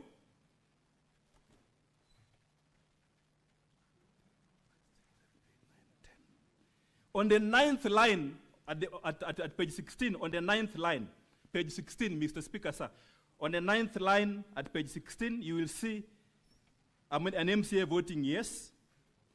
And the credentials, as you can see there, the IPPD number is 202, again 202. 96089. This MCAs, based on the County Assembly document, we can identify the name is Beatrice Chepkemoi, voted yes. At page 17, on the 4th line, Mr. Speaker, sir, on the 4th line, you will see the same credentials for Beatrice Chepkemoi, again voting yes. On page 17. Then the last one, Mr. Speaker, sir, with your permission, Mr. Speaker, sir, the last one, the last MCA who voted twice is the mover of the motion. The mover of the motion. For Governor, conclude, please. Yes, I'm concluding, Mr. Speaker, sir. The mover of the motion, Mr. Speaker, sir. He appears on page 16 of the volume 4A at line 6. And the credentials at line 6 is 202, again 202, 96039. These are the credentials of a gentleman known as Honorable Kiprotich Rogoni, the mover of the motion. And he voted yes. Now on page 17, line 7. Line 7, the same credentials of the same mover of the motion, the MCA. You can see the number. Again, it says voting yes. So that from these login trails, we have counted 36 from these reports, which the County Assembly has submitted as the evidence. There are 36 yes votes from the audit, from the login trail, 36. But as part of the demonstration of fraud, they were able to say that only 33 voted yes. But the answer is that from their own document, which they have submitted in the Senate, 36 MCAs allegedly voted for this motion. And some were voting twice. Secondly, from this system audit trail, you can see there were 47 attempts to log in at that time. The major attempt was done by a gentleman known as Peter. Of course, not myself. Peter attempted to log on this system 7 times using the ID number, using the IPPD number of the MCS. You cannot see it, Mr. Speaker. You can't see the ID number because the ID number was the password. So you cannot see it. Instead, you will see the IPPD number. So you can see a gentleman known as Peter has attempted to log in 7 times. And the login trail will indicate that there were 47 successful login attempts. And then, this is maybe the second last point as I sit down. The technical people, while this system was running for voting, the technical people accessed this system 2 times. And allow me to just point out the last one at page 17 down there. At page 17, the second last entry on page 17, you will see log user admin. It's the same log user then accessing the system again at the end of it. And then at page 15, because this is in the middle of voting, at page 15, line 4, you will see the admin accessing the system. So our point is that, and then if you do, Mr. Speaker, if I have time, I will tell you, I'll actually show you that there are some MCAs who, or not really MCAs, persons who were able to access the system because the voting duration was between 14 and 45 seconds. You log in, it shows that you have logged in, then you log out. For between 14 and 45 seconds. But there are some persons who access the system for more than 2 minutes. They just logged in and then they were there throughout. We're wondering what they were doing in the system. And then lastly, there are persons, if you look at page 13, when the voting is now about to come to an end, at entry number 7, you will see an MCA who had voted, but then accessed the system. You can see a login attempt. They have accessed the system. And then they never left the system. So the question that we are asking is really peremptory as I wind up my submissions on this inquiry. Is this system secure? Is this system based on this evidence accurate? We have an affidavit of an MCA who says that someone else voted for him. If I, as an advocate, can access the system and vote, so what about persons who have knowledge to the system, including the user developers? They say this system was developed by the IT department internally. And remember, it was being used for the first time by the county assembly on a very serious matter which has heavy constitutional implication. That is the impeachment of a governor. So we are asking, is this system accurate? Is it verifiable? So in our submissions, and we conclude this by saying, because we have laid basis of fraud, a fraudulent pattern by the persons who are in charge of this system, and because the 17, 18 MCAs are here, this Senate, being a house of record, has an ultimate responsibility to inquire on that question now as part of the preliminary inquiries and vote on it. Ask all these MCAs. Mr. Speaker, if you remove your 47... time is up, Counsel for Governor. Thank you, You are repeating yourself, basically. Thank you, Mr. Speaker, sir. I will sit down. Counsel for the County Assembly.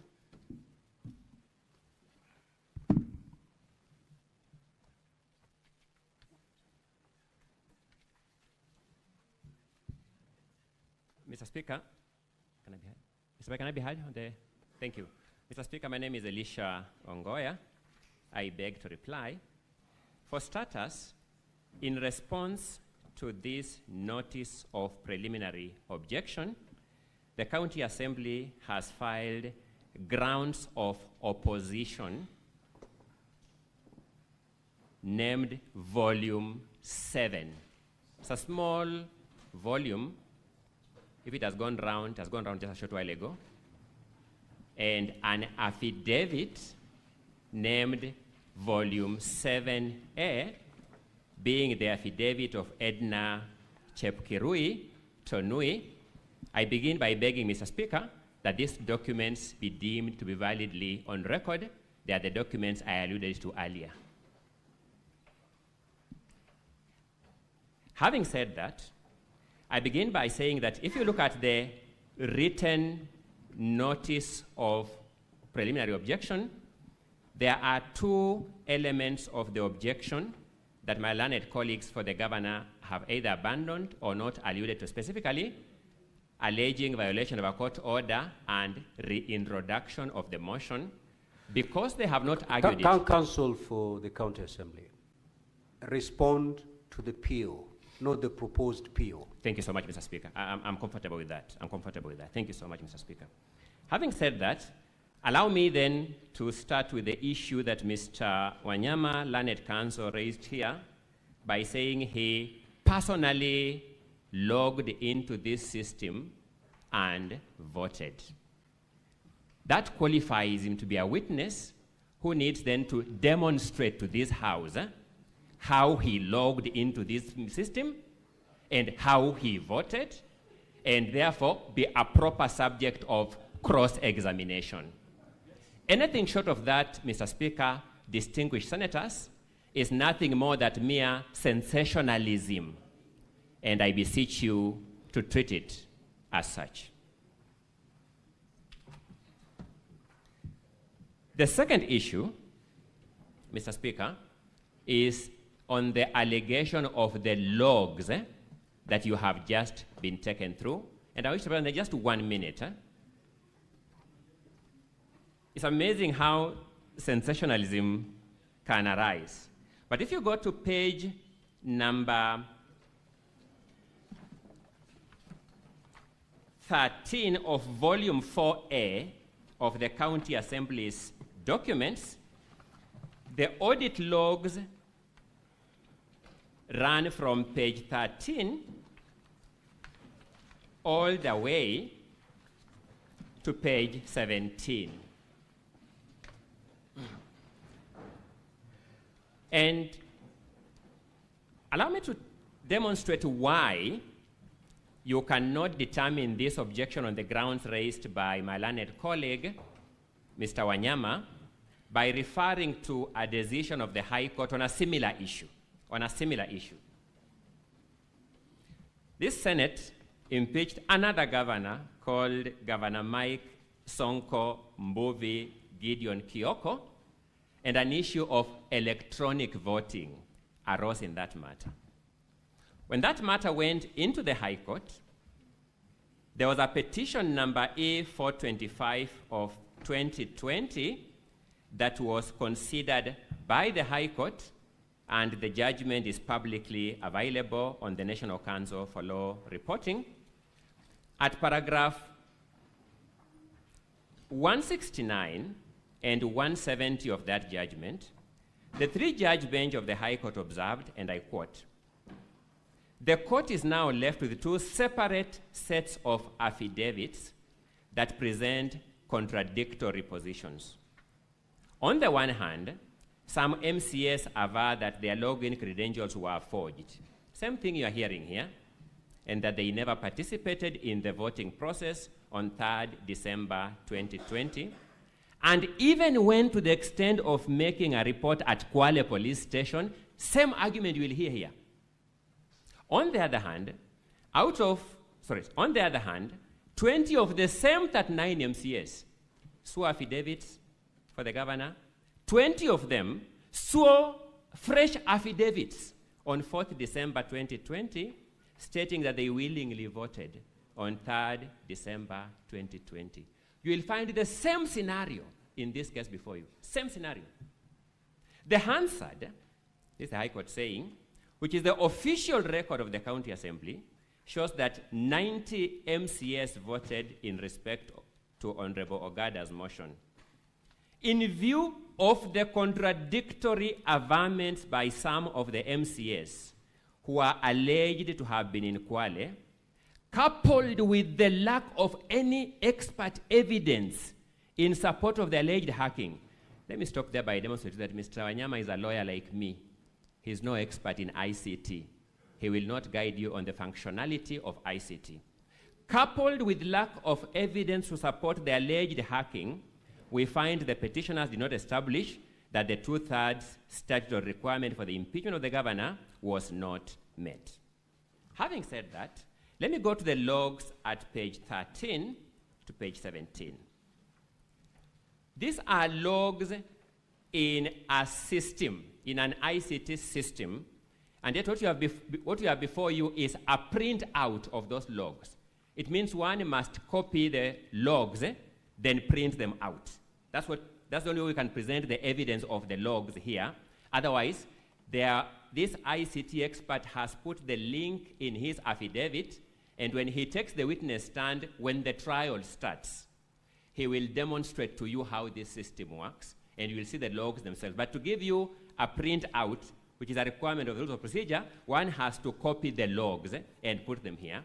And therefore, if the logs are copied twice, it does not mean that somebody voted twice. Allow me to take you through the exact entries that my learned colleague, Mr. Wanyama, has alluded to. At page 16 is a log called at 15th of August 2025 at 19:25:29 hours, 7:15 p.m. and 29 seconds. He alleges that there is a vote cast by that IPPD number. And you go to page 17, you see where he's alluding to at the first line, 15th August 2025 at 9:15:29, vote cast by that IPPD number. Let's look at the next log, 15 August 2015, 19:15:26. Let's go to the corresponding log on the following page, 17, 15th August 2025, 19:15:26. The same hour, the same minute, the same second. Go to the third entry, senators. This is 19:15:23. Then you got the following log, 19:15:23. Failed log. You see the same entries of the same IPPD number by the same person at the same hour, same minute, same second. This is a product of the copying of the logs for purposes of printing. It is not the logs in the system. It's how when you copy the log to print, you can copy twice. The results of this election, which my learned calls are at pages 21 to page 26 of volume 4A. My apologies, not 26, 28. The results are at pages 21 to page 28. And if you go to page 22,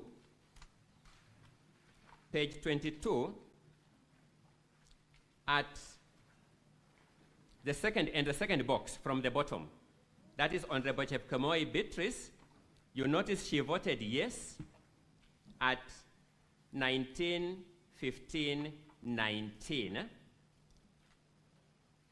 and you don't see her in any other entry in the results of the vote.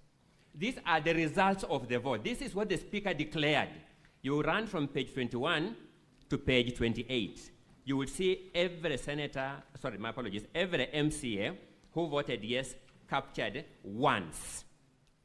I juxtapose this data, and possibly, Mr. Speaker, when the members will be contributing, fortunately for us, this Senate is a crucible of talent. There are multiplicity of talent here, and there are ICT experts among you. They will demonstrate very clearly that you can't take a copying of the logs to print when it's copied twice, say therefore somebody voted twice.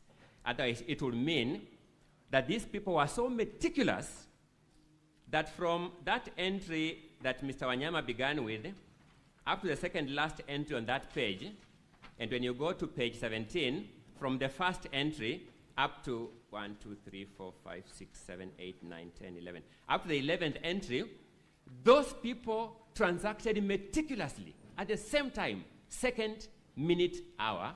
It makes no sense. That's number one. Number two, in their submissions, my learned colleagues have said they will call witnesses to prove these facts. It means what they have raised before you are questions about credibility of witnesses. The forum for testing credibility of witnesses is in the trial itself, so that this ICT expert will take the stand, take you through the procedure, take you through these logs and field questions, and then you'll be able to test the credibility. And that will be the case for any other person, including members of the county assembly. I'm making out a case that what has been urged before you is not a preliminary objection by any stretch of imagination of that word, preliminary objection. These are contentious, convoluted matters of law, which even you have seen. My learned colleague, Mr. Wanyama, wishes to convert himself into a witness and also tell you how he participated in this voting process himself. We have no problem with that, senators. If my learned colleague, Mr. Wanyama, wishes to take the witness stand and adduce that evidence, we have been here long enough to demonstrate that we deal with that in cross-examination. It is the only tool known to law for testing veracity of evidence. Allow me then to go to the standing orders. Standing order number 77 of the Kericho County Assembly standing orders is the operating standing order for this process. I will also briefly allude to standing order number 83.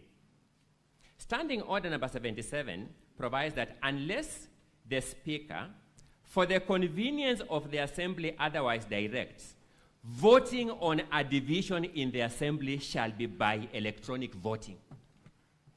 So that the first grievance that my learned colleagues for the governor are raising is, why did the Speaker comply with standing order number 77? That's the essence of the objection. 77.3 provides that during electronic voting, members shall cast their votes by pressing either the yes, no, or abstain button.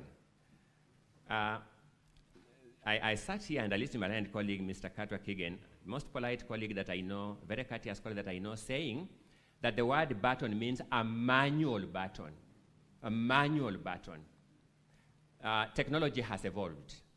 And when an electronic system prompts you with the 3 electronic buttons, yes, and you press it, no, and you press it, abstain, and you press it, I respectfully submit you have pressed a button.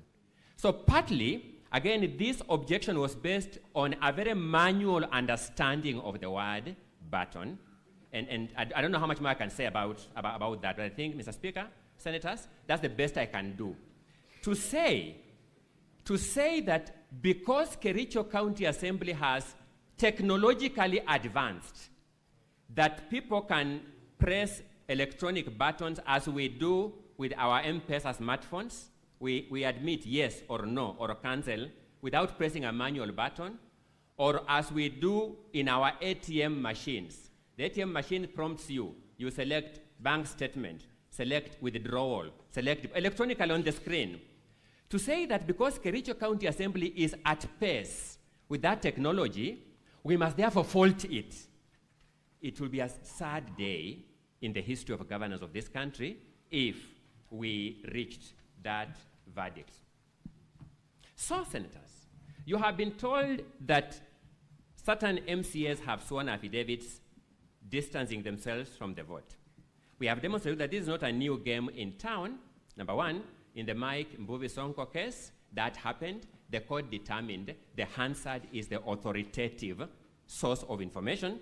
The only way to counter that is when those witnesses come here in the trial itself and their evidence is tested. But number two, when you finally look at volume 7A, this is an affidavit of one of the said 18 MCAs denying swearing those affidavits that the governor has brought for you. One of them sworn an affidavit is here before you. Distinguished senators, can we resolve this matter without putting the actual people on the stand at the trial to resolve that matter? I submit respectfully that's impossible. Mr. Speaker, I know my time is up. May I just get 2 minutes to sum up my argument? Mr. Speaker, my apologies, my time is up. I want to just get some 2 minutes to sum up the argument. 2 minutes. Thank you so much, Mr. Speaker. So, Mr. Speaker, what are we saying in a nutshell? In a nutshell, we are saying that there is a witness affidavit supported by documents running from page 1 of volume 4A, running from page 4 of volume 4A to page 44 of volume 4A, giving you an audit trail of this voting process. Nothing can be a clearer explanation of a verifiable and accountable system of voting than a system that generates this kind of audit trails. So you can't fault a system that can generate this volume of audit trails and say it is faulty. Number two, you have been told that these MCAs are not technologically advanced and could not vote. Pages 1 to page 3 of that volume 4A is evidence of Kericho County Assembly buying for these MCAs laptops to technologically enable them way back in September 2024. Way back in September 2024, and therefore the Assembly has done its part. What is the correct approach to this objection, Mr. Speaker? I suggest that, Mr. Speaker, the matters raised in this objection be subsumed in the trial. This matters be tested through the trial, and this matters be determined as part and parcel of the questions of fact and law that this Senate shall deal with at the voting stage of this motion. I respect Mr. Speaker, and I rest the County Assembly's case. Counsel for the Governor. Now, Honorable Senators, pursuant to Standing Order 34-2A, I will allow not more than 15 minutes from 1 p.m. to enable the Counsel for the Governor to respond to what has just been submitted to by the team from the County Assembly. You may proceed. You have not more than 15 minutes because the House must rise at exactly 1:15. You need not take the entire 15 minutes. You may proceed. Mr. Speaker, sir, the first point we wish to observe is that in response to our preliminary objection, one of the issues we raised in our preliminary objection is that the entry credentials, being the use of an ID number as a password and use of payroll number as username, has not been contested. And the emphasis in it is that those two particulars are publicly available. Anybody who works with the county can easily access the ID number and the payroll number, and therefore it should have been possible. Indeed, it happened that other people intercepted the system. And these buttresses the arguments made by my learned friend, Mr. Wanyama, when he pointed out somebody called Peter and others who logged in, including the admin who in the audit report is indicated as having entered, whilst it is the clerk who is said to be the admin of the system. The second argument, Mr. Speaker, sir, I know my learned friend, my learned friend for the County Assembly has tried to belittle the point we are making about the issue of the button and pressing. And Mr. Speaker, sir, and honorable senators, if it was intended that you can use electronic means and not necessarily a device that is secure, then even the Senate would have otherwise had to use a different system. It would have, in place of requiring, first of all, you will recall that the enactment of that Standing Order number 77 was made in October 2024. It is hardly a year ago. And so if the Kericho County intended to be very electronically advanced, then they should have, in place of using the word button, said we will use a link to vote. If it was intended that they should not necessarily press but click to vote, then they should have used the word in that Standing Order number 77.3 to say we will vote by clicking, not press. Mr. Speaker, sir, I insist that the intention of Standing Order number 77.3 was to ensure that there is an accountable, responsible, and verifiable voting system. Mr. Speaker, sir, my learned friend, in response to the arguments we've made in respect to Standing Order number 77, has invited your attention to Standing Order number 80. And he puts emphasis on the prerogative that the Speaker has in allowing the use of electronic voting. In reaction to his invite to you to make reference to Standing Order number 80, we would like to invite you to the Standing Order that is immediate before the one he has referred to, Standing Order number 80, being Standing Order number 79, which says that if MCAs insist that they want to vote by roll call, then the Speaker has no choice, provided there is somebody who has objected and is supported by more than 5 people, is supported by up to 5 people. In this case, Mr. Speaker, sir, we have invited your attention to the fact that there were 18 people who are opposed to this style of voting and wanted a roll call voting. For that reason, Mr. Speaker, sir, it is our argument that the only reason why the Speaker defied the provisions of Standing Order number 79 is because there was intention to fraudulently misrepresent the votes that were cast by the MCS. Lastly, Mr. Speaker, sir, as I hand over to my learned friend, Mr. Wanyama, it is said that this system was secure. And that point is buttressed by the affidavit by the IT expert that my learned friend, Mr. Ongoya, has repeatedly made reference to. And one of the things then that come up for your consideration in our preliminary objection is this. Can we determine for a fact that the 4 MCAs who say they didn't vote indeed voted? And honorable senators and Mr. Speaker, sir, it is my submission that the only way we can determine that is to determine whether the link was sent to that respective MCA and that MCA specifically voted using his number that the link was sent to. And Mr. Speaker, sir, you will see from the audit logs that the audit log does not indicate anywhere the numbers to which the link was sent, nor the IP address of the devices that were sent.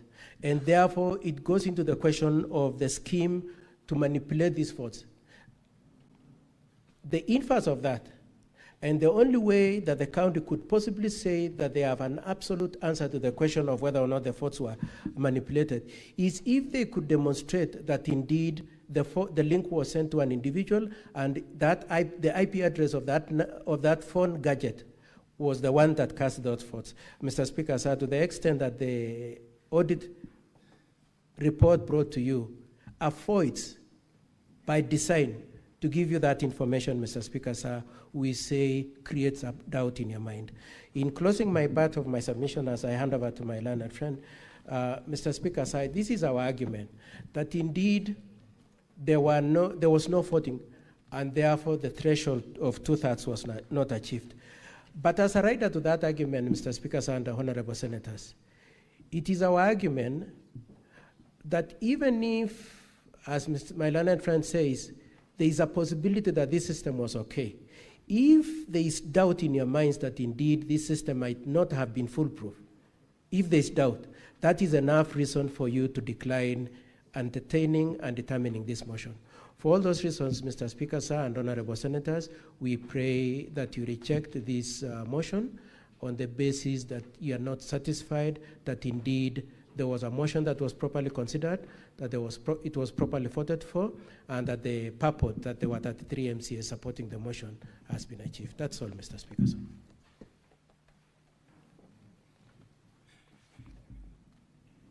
Yeah, Mr. Speaker, sir, I will stick to the time.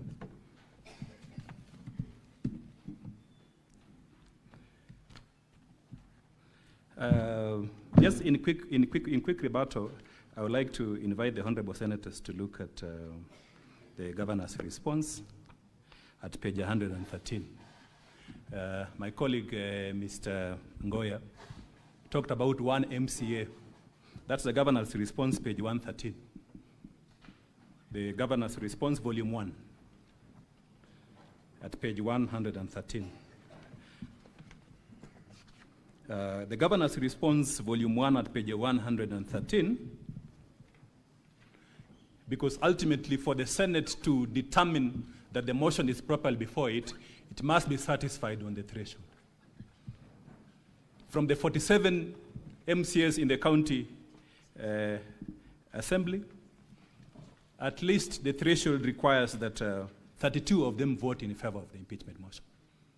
Now, at page 113, it is true what Mr. Ongoya has said, that one MCA has sworn an affidavit. Principally, they jumped ship, swore an affidavit saying that they didn't meant what they said. But there are 17 other MCAs who have evidence in support of the PO at page 113. 17 MCAs. Ultimately, this is a process that follows the law. The Constitution is the Senate is a house of record, house that follows the Constitution, follows the law and the standing orders, and looks and listens to the evidence. So what is the evidence that I am showing you here? At page 115 is the evidence of 17 MCAs who have said they never supported the motion. So what does it mean? Do we have contrary evidence to rebut the cogent allegations by these 17 MCAs? If you do a quick calculation, minus 47, minus the 17 from 47, how many numbers do we have? We have 30. Does 30 meet the threshold in section 33, 2 of the County Government Act? The answer is definitely not. Do we need to wait for this question to be subjected to trial the way Mr. Ongoya has invited? The answer is no. The evidence is before the Senate to determine the issue. What about the logs? We are relying on the logs given to us by the county assembly.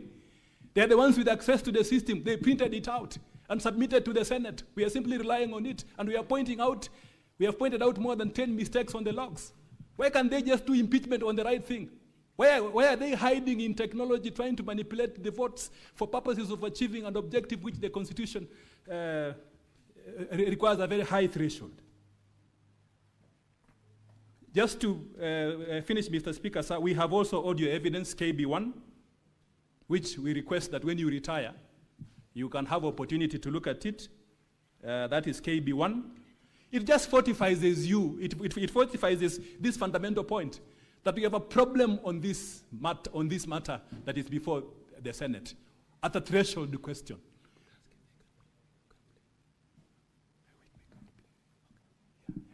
One of my colleagues, Mr. Speaker, sir, asking if we can play the audio. We have time for the audio. With your permission, can we play it? Proceed. You have 2 minutes to do that. The Senate will rise at exactly 1:15. Yes, we are requesting that KB1 be played. Sorry. Mr. Speaker, subject to your guidance, I'm just wondering whether introduction of new evidence in this matter, I'll be able to respond to it, because that's now new evidence. It is part of the bundle. Yes. It's part of the evidence that is already on record. Because we can't comment on it once they have played it, but we could have commented on it, Mr. Speaker. If they had played it earlier, then we can comment in our response. Just proceed and play the video. Yes, Mr. Speaker, so we request for the KB1 to be played by the ICT staff.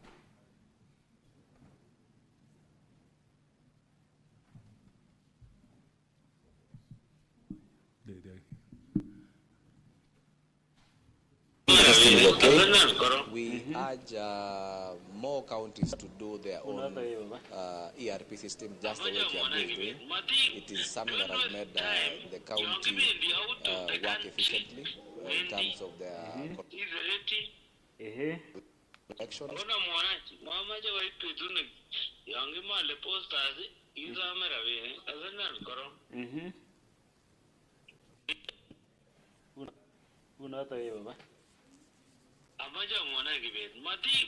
Don't waste time. You're giving the out of the country, Wendy. Your Honor, the screens, Mr. Speaker said the screens are off. There was a transcript. Yeah. don't waste time. You're giving the out of the country, Wendy. Is ready. Ona mwananchi, mamaje wa ipitune. Yangi male posters, iza merawe, azana nkoro. Kifutani ina bread. Sign affidavit ko. Rone agi bet. In fact, oda muja dengone 200,000. Agi we kabisa. Oja wakso. Imaje ana iwendi. Jawa kaki muta bidati. Agi biri baga Dubai. Bari kiwo lawa fore na mugimo. Dubai muti we mache kini ma muje cho. Ami resab kabisa. Ami ak lawa kyukwe.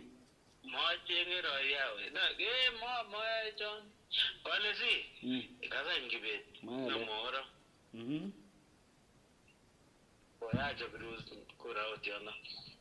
Go biru angure? I'm using it because of you. Pata kura anda nyone? Yeah? I don't go in to governance. Yeah? Yeah. Come Arurun. Yeah, thank you, bro. Come on, Lini. You are defending a governor, the give Kasarta.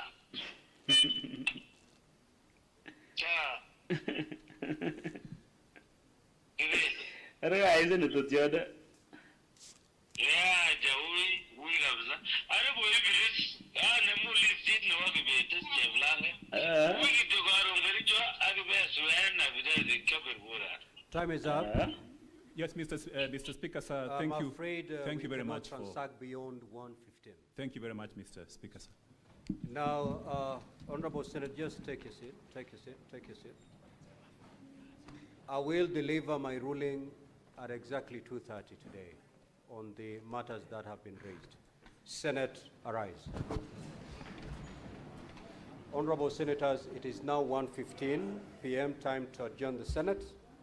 The Senate therefore stands adjourned until today, Wednesday, 27th of August 2025 at 2:30 p.m.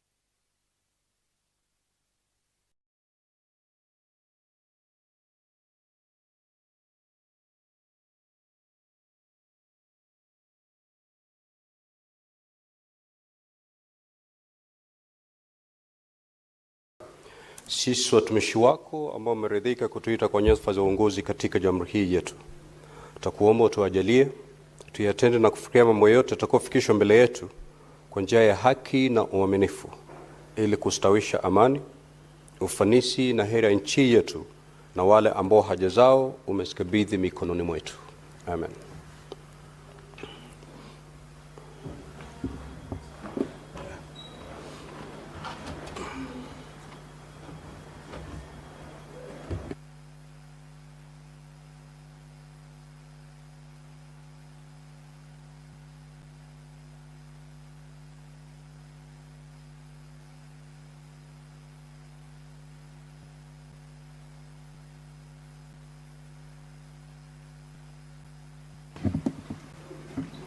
Sergeant at Arms, kindly ring the quorum bell for 10 minutes.